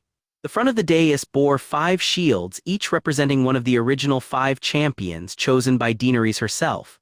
There were near countless knights set to challenge, from nameless hedge knights to celebrated former tourney winners. They would challenge a current champion by riding to the dais and tapping the shield of the man they intended to face. The two would joust until one or the other yielded, be it when one was knocked from his mount and conceded the match, or after the two crossed blades and one emerged the victor. When one knight lost, he would forfeit his armor and mount to the victor. Though Aelor, as the hosting lord, had made it mandatory that the victorious knight allow the defeated one the opportunity to ransom back his possessions at a reasonable price. The jousting would go for 4 days, after which the 5 champions, whoever they turned out to be, would communally either select a new queen of love and beauty or crown a new one. Archery competitions and melees would be scattered throughout, and each night a feast would be held at the Dun Fort. It was absurdly expensive, but Aelor was at peace with that. Sometimes one needed to make time for joy, especially when they were closely tied to the Game of Thrones and all its intricacies and secrets. Though the joy aspect had disappeared the night before when the Starks had arrived. Jaehaerys had stopped Aelor from breaking Lyanna Stark's fool neck. Something he was thankful for, but his nephew had asked him to leave the two of them alone without another statement. When Aelor had protested, Jaehaerys had merely fed him his own words about not standing in his way, and Aelor had relented. He'd not seen him the rest of that night, and now his black-haired nephew was seated with the Starks. Alysanne and Aelor both stared, the former in worry and the latter in anger, as the boy they had raised as their own took a seat between his actual mother and his uncle, surrounded by the cousins he'd heard about but never met. Robb was set to ride in the tourney, having been taught how to use a lance by Aelor, and the Kingsguard, though tourneys were a knightly pastime and most northerners weren't knights. But Jaehaerys had decided against it himself. The Targaryen who looked like a Stark was good with both sword and lance, maybe even as good as or better than his older brother the king, but he had never expressed a desire to become a tourney knight. So instead he sat with the mother and family he had never known, as the one that raised him watched from well out of earshot. It was nearly killing Aelor, worry about what falsehoods Lyanna may be filling her son's head with, but he refused to encroach on Jaehaerys' requested privacy. So he sat and he worried, glaring daggers at Lyanna Stark, and wondering if he should have just killed the spiteful woman years ago. Daenerys sat to Aelor's left, as splendidly beautiful now as she had been the day he'd first held her. His baby sister was no longer a baby, having grown into a strong-willed and highly intelligent woman, but he still tried to care for her as if she were a child, though he knew she wasn't one. She was deep in conversation with Rhaella, named after the dead mother he had failed in life. His daughter was nearly as beautiful, the niece and aunt the embodiment of Valyrian beauty. King Aegon was at Renlar's pavilion, likely chatting with his younger cousin in order to take his mind off of his vexation. Aegon VI had wisely elected against riding in the tourney, though he desperately wished to test his skills against other knights. He was smart enough to realize he wouldn't likely be challenged, as no one would risk harming the king of the Iron Throne. Just because he was wise didn't mean he was happy about it, and he'd been pouting since the royal family had risen early that morning. It wasn't kingly, but Aelor understood it. He remembered 17 years and a lifetime ago, when he himself had wanted to ride in every tourney from Sunspear to White Harbor. That was before the war, of course, when he'd seen the real version of what tourneys made light of, and before he'd had more on his shoulders than he could feasibly carry. He hadn't ridden in a joust that wasn't deadly serious since Harrenhal, nearly 2 decades ago. The champions began to gather beneath the dais, their shields displayed prominently on the front of the viewing box. This style of tournament was not common, most tourneys ending when one single knight was declared winner. But Daenerys, for reasons all her own, enjoyed the story of the tourney at Ashford Meadow that had occurred 9 decades ago, and had wanted to choose champions of her own. Aelor had of course relented, because he could deny her nothing. Of the 5 shields displayed on the viewing box, 3 of them were the blank white of the Kingsguard representing Sirs Arthur Dayne, Roland Storm and Balon Swan. The last had replaced Sir Horace Costain in the white cloaks only a few months prior, after a period of illness had done Horace in after Costain had in turn replaced old Gerald Hightower 3 and 10 years before that. Each of the men were excellent with a lance, though Arthur Dayne was the most formidable, and Aelor knew each of them had a solid chance of remaining champions throughout the 4 days of competition. The other men of the Kingsguard had gracefully opted out of riding, even Lord Commander Barristan Selmy, who even in his increasing age was still likely the strongest jouster in Duskendale. Sir Manfred Dark had never been an option, of course. He was an incompetent rider and had no hope or desire of ever improving, though he had taught the king and the other Targaryen boys more than a little about winning a fight by any means necessary. The ugly knight currently stood directly behind Daenerys, massive arms crossed over his massive chest. Oswell was with the king at Ren's tent. A quiet and lethal man who Aelor was less than fond of but who was completely loyal to Aegon. The 7th and final member of the Kingsguard was Sir Boren of the Bramsfort, the low-born former household knight of House Chelsted who had captured Aelor's notice during Robert's rebellion, taking the vacancy left by Prince Lewin Mardell when the old Dornishman had passed peacefully in his sleep 10 years prior. The small, deadly son of a farmer stood behind Yehares in the Stark box, ever serious about his duty as a guard to all the royal family. The other 2 of the original champions were selected by Daenerys more for their blood ties with her than true likelihood to remain champions.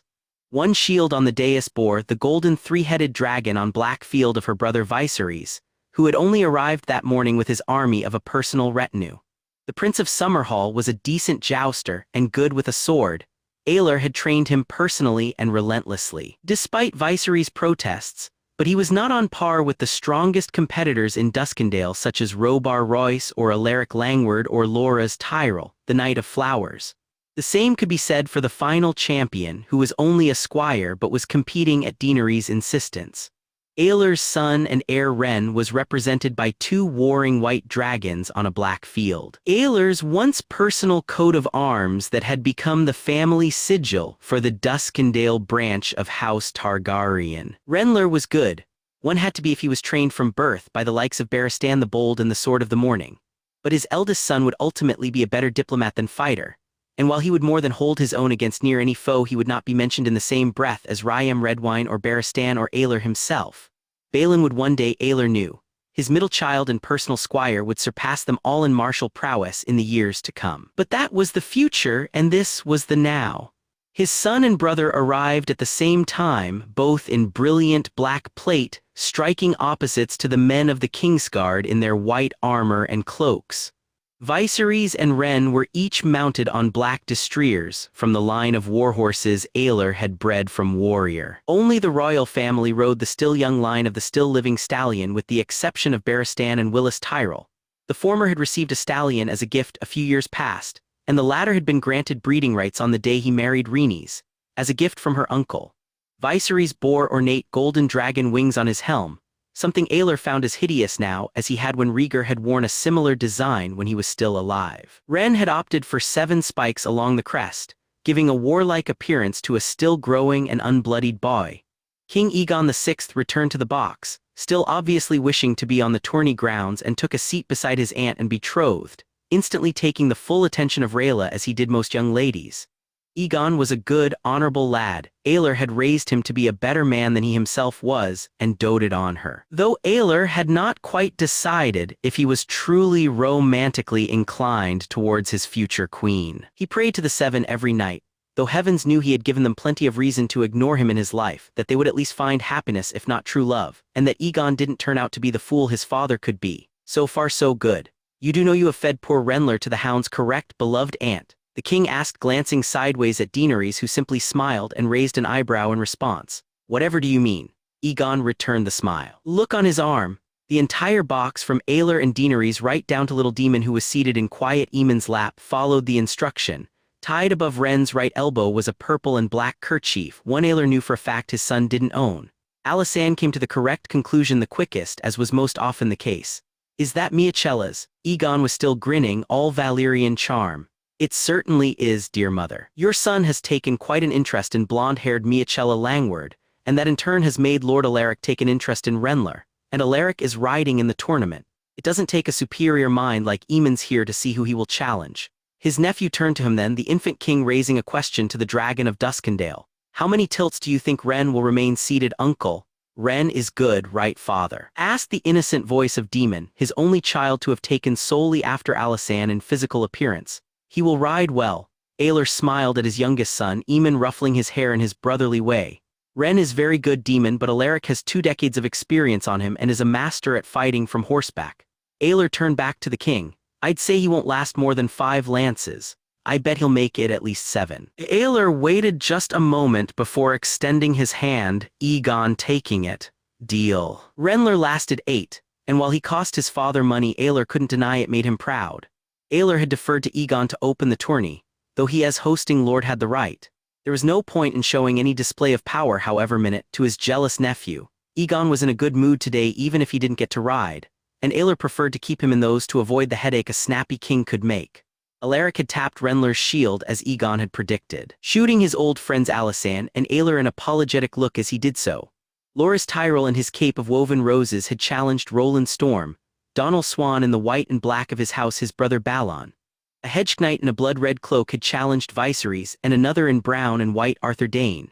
As they had at Ashford near 100 years earlier, all 10 lances broke to the crowd's roaring approval at the first pass, not a man unseated. It was an omen to the success of the tourney. One Aelor hoped proved true as it hadn't as Ashford Meadow. Ren finally flipped over the rear of his stallion on the 9th pass between himself and Alaric, the Lord of Brindlewood placing his lance perfectly and deflecting Renlar's own away.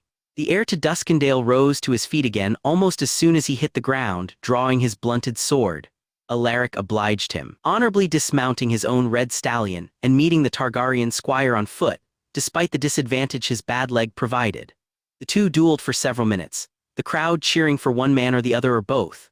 Renlar was in his youth quicker and more mobile, nearly dancing around the other knight, but Alaric had the advantage of having actually fought a war and decades more of experience, and the Lord of Brindlewood eventually knocked Ren's blade away. The heir to Duskendale yielded with Alaric's blunted blade at his throat, removing his helm to reveal a genuine smile. Alaric did the same, clasping arms with the young man who was wooing his daughter, and speaking a few words before departing. The warring white dragons were taken down, the crown of white stars on burgundy above black taking its place on the dais as Alaric replaced Ren as a champion. The 3 golden roses on green field of Loras Tyrell soon joined it, the 3rd son of Lord Mace defeating Roland Storm of the Kingsguard on the 7th pass. Balon Swan defeated his brother in 5, Viserys the Red Hedge Knight in the same number and Arthur Dayne the other Hedge Knight after only 2. And so it went. Many challengers passed beneath the dais to tap a champion's shield throughout the day.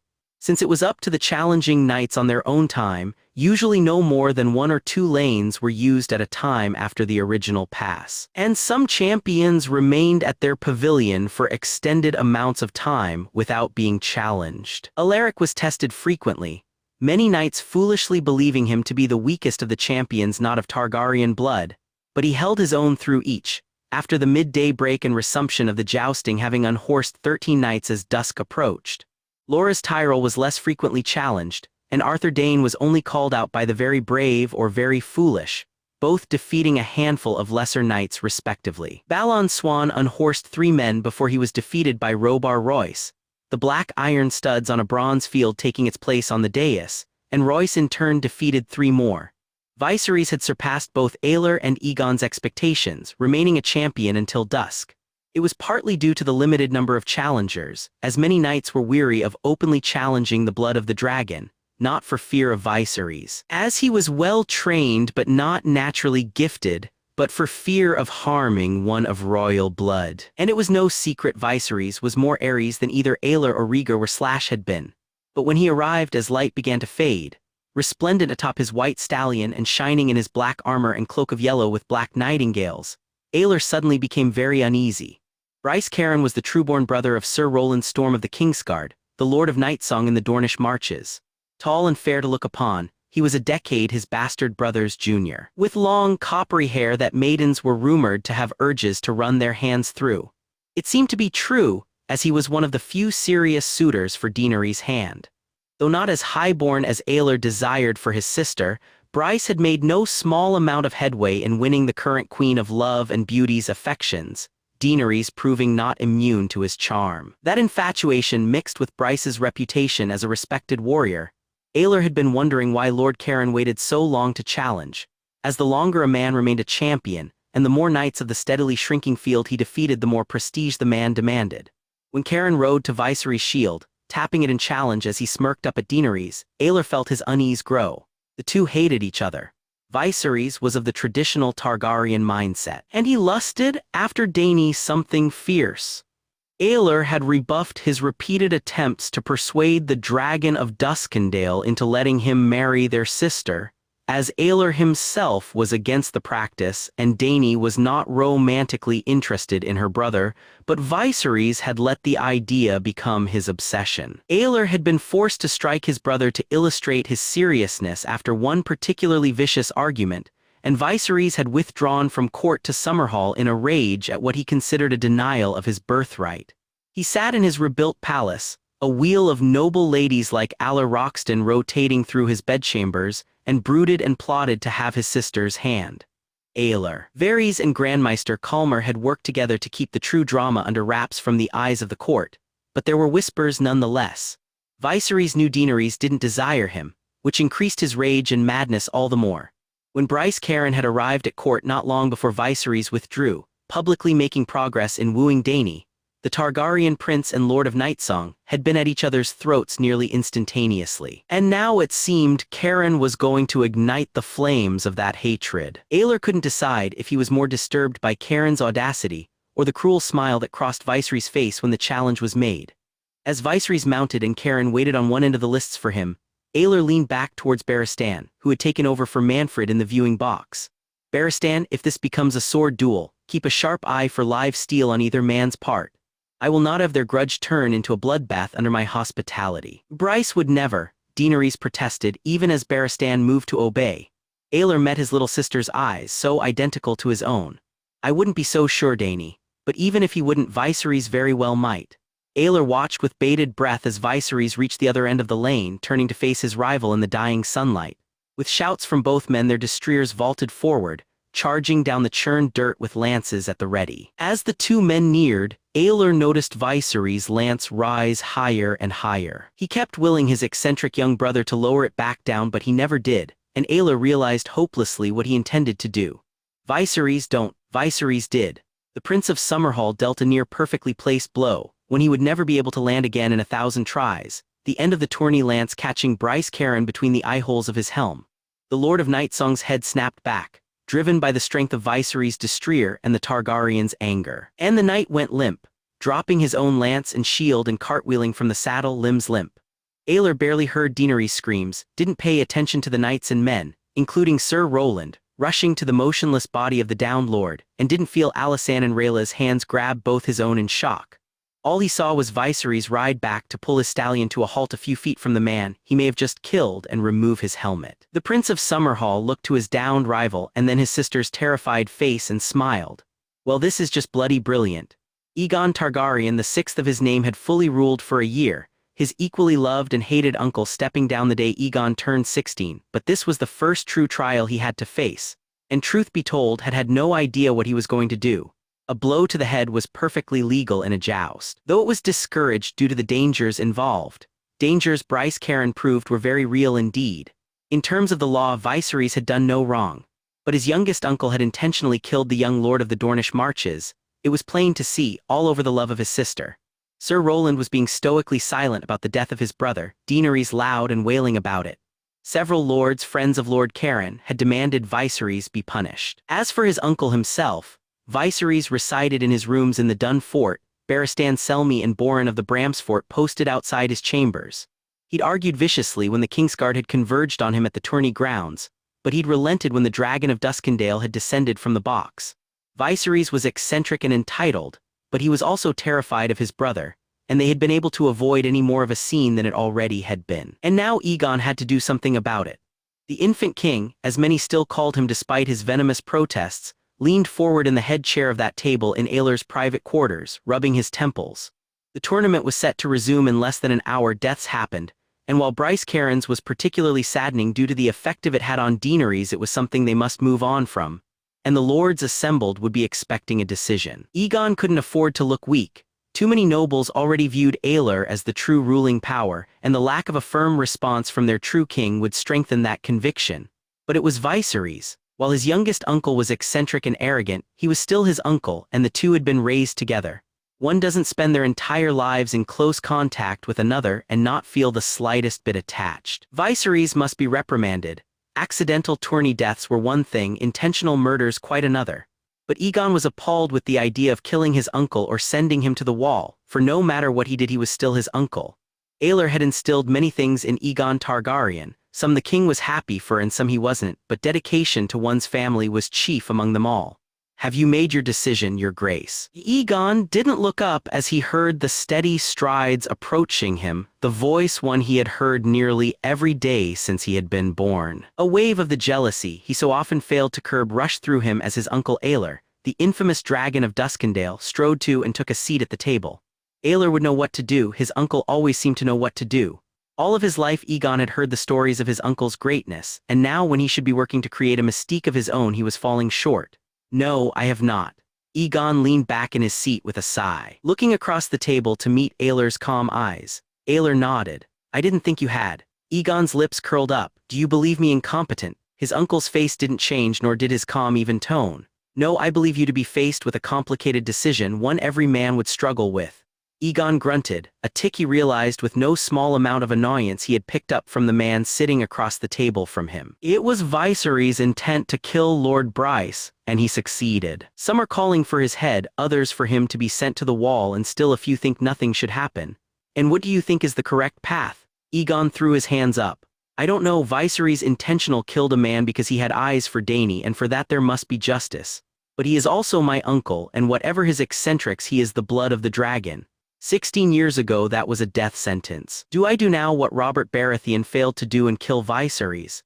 The king of the Iron Throne shook his head in disgust. He knew being a king wasn't lemon cakes and wine, but he had hoped he wouldn't be faced with something this significant until he was more established. He grunted again, shaking his head.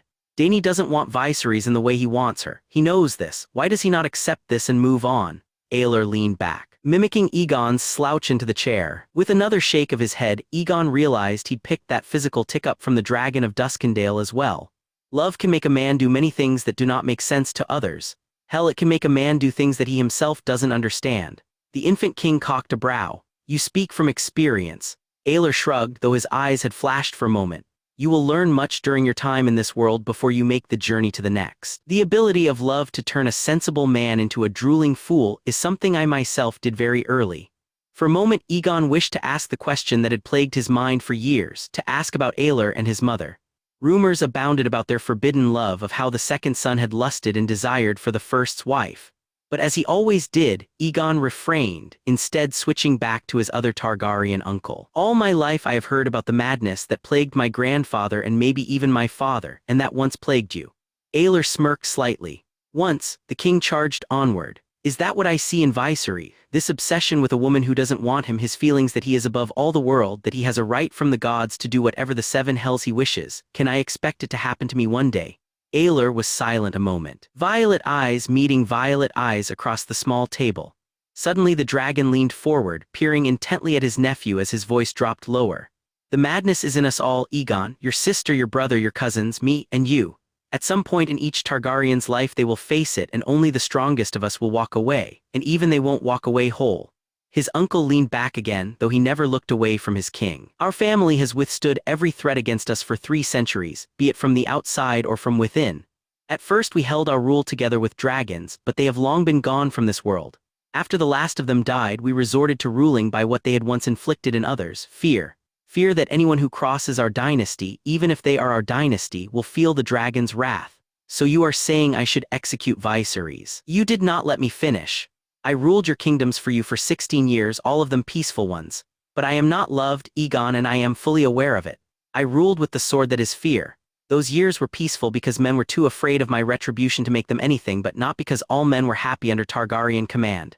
Even in this very city, the city that has thrived under me, some call me the cruel or the demon or the bloody. Half of the realm wants me dead, and the only reason I am not is because they are too afraid of the things I have done in the past to try and make me so.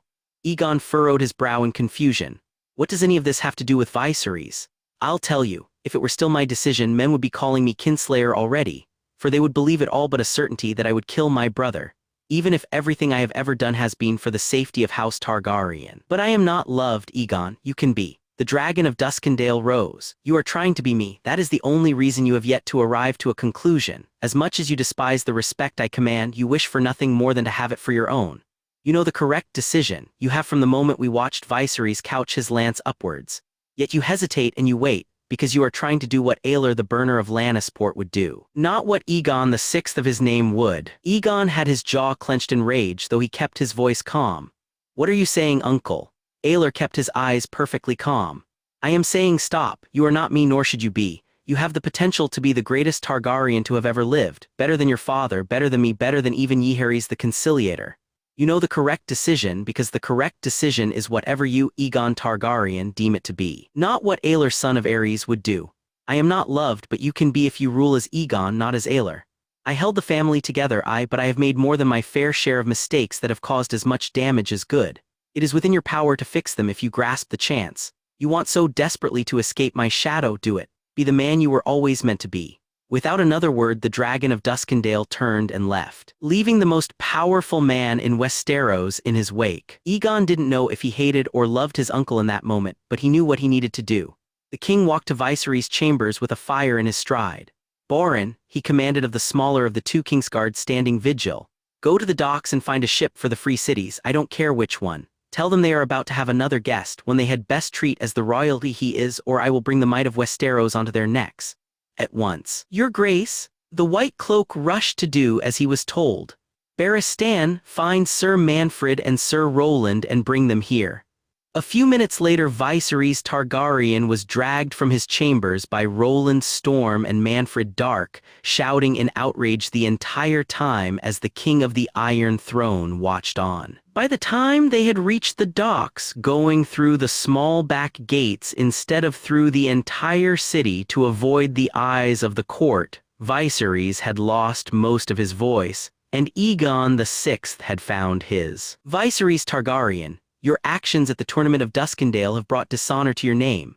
For intentionally killing Lord Bryce Caron in a tournament meant for sport, I, King Aegon Targaryen, sentence you into exile in the free cities of Essos for 5 years, after which and only after which you may return to Westeros to reclaim your seat of Summerhall. Any attempt to return before that time without the pardon of myself will result in your death. Viserys was indignant, trying desperately to shake off the two burly men gripping both his arms. I am the blood of the dragon, you cannot do this. Aegon ignored him, turning to the well-built middle-aged man with a forked green beard, Tyroshi or Pentoshi I would imagine. You, Captain, your name and home port, Aleku guarantees your grace of the free city of Tyrosh.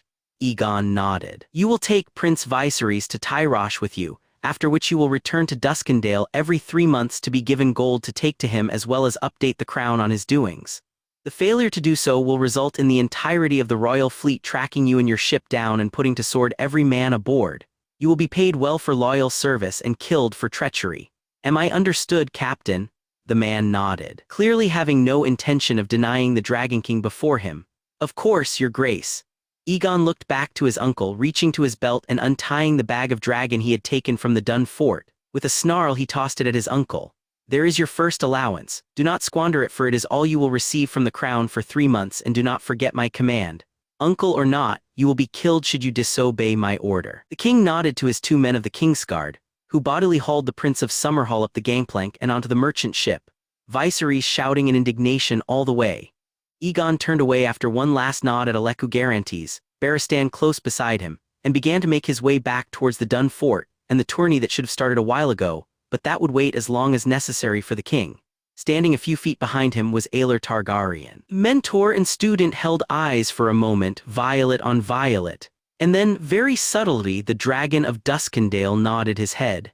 Jaehaerys Targaryen stared at the royal viewer box, not sure if he was angry, relieved, disappointed, or all of the above. To his right, clutching his hand tightly, sat his mother.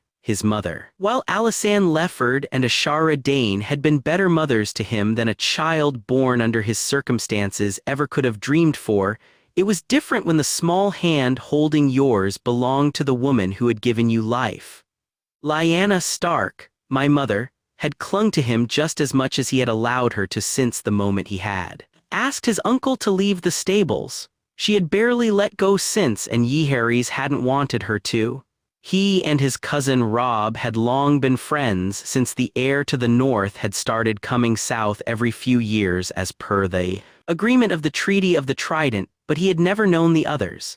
Sansa Stark was a beautiful young girl and the perfect example of a noble lady, her features much like Robb's. Arya was small and spiteful, and Jaehaerys would have laughed at her blunt way of speaking to his uncle Aelor 2 nights ago if not for the seriousness of the situation he had been about to interrupt. Bran was young and in awe of the knights and their resplendent armor, and seemed to be a sweet boy as well as very quick-minded. Jaehaerys knew the young Stark and his friend Samwell Tarly would get along well. There was another, a young boy named Rickon who was close in age to Aelor's son Daemon, but he had remained as the Stark in Winterfell with his mother Catelyn Tully. His northern cousins were an entertaining lot. From the arguments, Sansa and Arya consistently became embroiled into the excitement. Bran exuberated at every tilt, but Jaehaerys hadn't put too much time aside to become very acquainted with them yet. He was much more focused on their aunt Lyanna. His mother was still a beautiful woman with dark Stark hair and gray eyes. She'd never married once she had been exiled north, though she most certainly had had plenty of suitors. Jaehaerys wasn't sure why she hadn't, though he intended to learn one of these days. For now, the two simply talked as knights fought below them, Lyanna wanting to know everything she possibly could about the life she had never been a part of. Though Jaehaerys had learned quite quickly to leave any story concerning his uncle Aelor very short, it seemed Lyanna hated the Dragon of Duskendale almost as much as the Dragon of Duskendale hated Lyanna. It had surprised him when his uncle had taken several strides towards his mother that night in the stables. Aelor was a violent man with a bloody history, and Jaehaerys knew from stories of the past that violence could spread to women and even children under the right circumstances. The annihilation of House Rogers had proven that to be so. Still, it was odd seeing the man who had raised him and taught him to be a prince worthy of the loyalty his name gave him so ready to slit a woman's throat. And for what? Wanting to see the child she had been separated from. By Aelor, no less. Jaehaerys loved and revered his uncle as any boy in his position would, but his actions hadn't sat well with the young prince. Nor did the stories he was hearing of those days 16 years past, when Aelor had forced his mother to leave behind her child with the potential to never see him again. Was it Lyanna's fault that she had loved Rhaegar Targaryen? Was it truly so evil of her to fall for prince whom all agreed was a creation of ethereal beauty? Rhaegar had loved her. Jaehaerys was sure. Lyanna said Rhaegar had told her he did, though there was an underlying tone to her voice that made Jaehaerys wonder if she thought it to be true. Lyanna had been a young woman pregnant with a dead king's child, reviled by nearly all the realm. She still was if the scathing looks she received from veterans of the rebellion told him anything. How could his uncle have driven her away from the only piece of joy left to her? With a flash of determination, Jaehaerys Targaryen decided to find out. The hand of the king was deep into his second glass of wine, and he had no intention of stopping. Aelor Targaryen had always frowned upon excessive drinking, and not even the trials of ruling 7 kingdoms and raising a small army of children had driven him from that stance. But now, faced with a problem he couldn't use his reputation to cower or his emerald dagger to kill, he had decided the best course of action would be to get horribly drunk. Jaehaerys had asked to speak with him. Alone. Another feast, the second in 2 nights, roared on the other side of his keep, none of the participants seeming to tire of drinking and dancing and making fools of themselves no matter how many consecutive nights they did so. Only Daenerys, whom all of this splendor was meant to honor, had avoided the feast, still in a sort of mourning for the dead Lord Bryce. The others seemed to have all conveniently forgotten. Funny. The Queen of Love and Beauty had been absent from the day's joust, excusing herself nearly as soon as it had begun, only hesitating to name a new champion in the place of her recently exiled brother. She had chosen the young Robb Stark, despite the unlikelihood of Robb, who was much better with a blade than a lance, actually thriving against the more experienced jousters. He hadn't, making it 5 challengers before Jason Mallister unhorsed him. Though in that time he had become a favorite of the ladies. Ren had foregone the royal box to spend the day alongside Miachella Langward, who he was once again spinning around the dance floor in the hall of the Dun Fort. It seemed he has learned nothing from Alaric. Miachella's father had lasted another day of targeting, riding the best Aelor had ever seen him. He had been chivalrous enough to gift Renler back his horse and stallion, though Aelor had felt the need to remind Renler that Miachella was not the same as his other conquests. If he wasn't serious, he needed to back off before Alaric killed him. His son hadn't backed off. Whether that meant he was serious or stupid, even Aelor didn't know. Arthur Dane and Loras Tyrell had remained as champions as well, though Robar Royce fell to one of the Redwine twins in a fluke. Whether it was Horace or Hobber, Aelor couldn't remember, because he in turn fell to a hedge knight, something that started a revolving door at the 5th champion position that still had yet to be solidified, held now by young Sir Alifer Jast. But all of this was unimportant, for at that moment Jaehaerys walked through the door. His nephew had not spoken a word to any of the Targaryens since the Starks had arrived in Duskendale, aside from asking Aelor for this talk. Much to the discomfort of Aelor and Alysanne, he'd spent the entirety of the time with Lyanna, only retiring from the company of the Northmen to sleep before returning to them the next morning. Even little Sarah, who was all of 2, had taken notice of his absence. The only contact his royal family had had was the view from the royal box to the Stark one, watching as he and Lyanna spoke near endlessly. And from his nephew's face, Aelor doubted he'd heard anything good. Aelor sighed, gesturing to the seat in front of him. "Have a seat. I think I'll stand, actually." Jaehaerys slowed to a stop several feet in front of Aelor's desk, not quite glaring at his uncle but certainly not looking on in approval. Aelor met his gaze, the 2 Targaryens sitting in silence, Jaehaerys building up courage and Aelor waiting for axe to fall. It took quite a while, nephew breathing in and out rapidly as emotions warred with him, and uncle drinking more and more wine. Before the former finally spoke again. "How could you do it?" Aelor grunted. "I've done many things that others have wondered at. You'll need to be more specific. My mother is Alysanne Targaryen." Jaehaerys clenched his jaw at the interruption but ground on. "My birth mother there, is that better? My birth mother says you drove her from King's Landing nearly the day I was born." Aelor shrugged. "Yes, I did, and I've never let you believe anything different. She was a young woman who was hated by half the realm. All she had was me. How could you drive her away?" Aelor sighed. "Firstly, you weren't all she had. The Starks are known for sticking beside one another, and their name is much loved in the north. Secondly, any hatred directed at Lyanna Stark she brought upon herself. How could I drive her away, you ask? The answer is very, very easily." Jaehaerys clenched his jaw again, though he was doing his very best to maintain his composure. "You hate her." "I do. I've never kept that secret from you either. What had she done to make you drive her from her child? What had I done to make you deprive me of her?" Aelor leaned forward, eyes going soft in a manner Jaehaerys had never seen. "You hadn't done anything, son." His nephew's voice grew bitter as he cut him off. "Do not call me son." That statement hurt Aelor Targaryen worse than any blade ever had, but he drove on. "I did what I did for you." Jaehaerys scoffed loudly. "How can driving a newborn's mother away, warning her that you would kill her if she ever tried to see her son again, help that infant? Because of what your mother was. She was a noble lady. She was a whore." Jaehaerys shot forward, slamming his hands down on Aelor's desk. It was the only act of violence outside the sparring ring Aelor had ever seen his nephew exhibit. "Do not call her that, uncle, do not. She is anything but."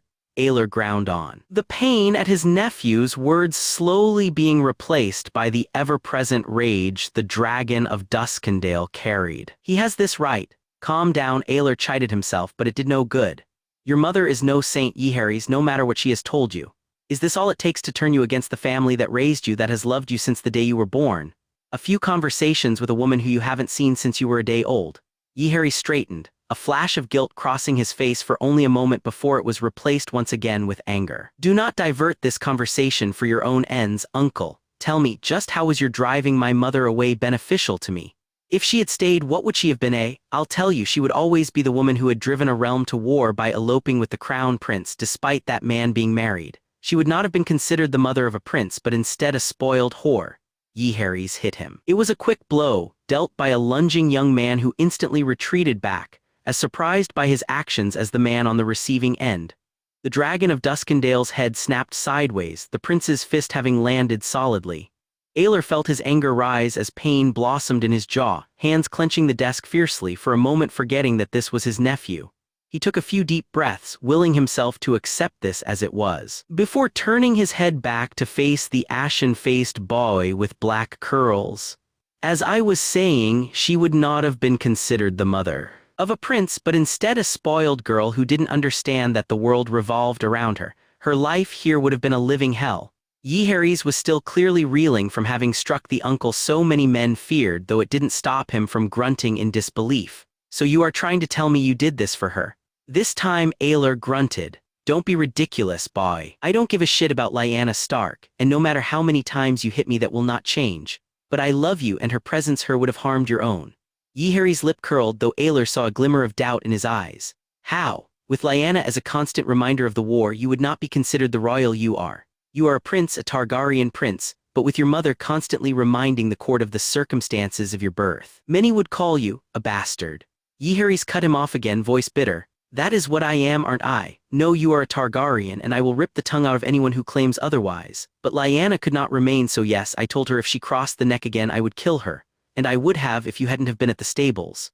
Jaehaerys stared at him a long while, Aelor meeting the gaze, before he shook his head subtly. Is this how you justified it? You told yourself it was for my benefit when in truth you hated her so much that you couldn't stand the sight of her. And why did you hate her so, uncle? She started a war that got the woman you loved killed.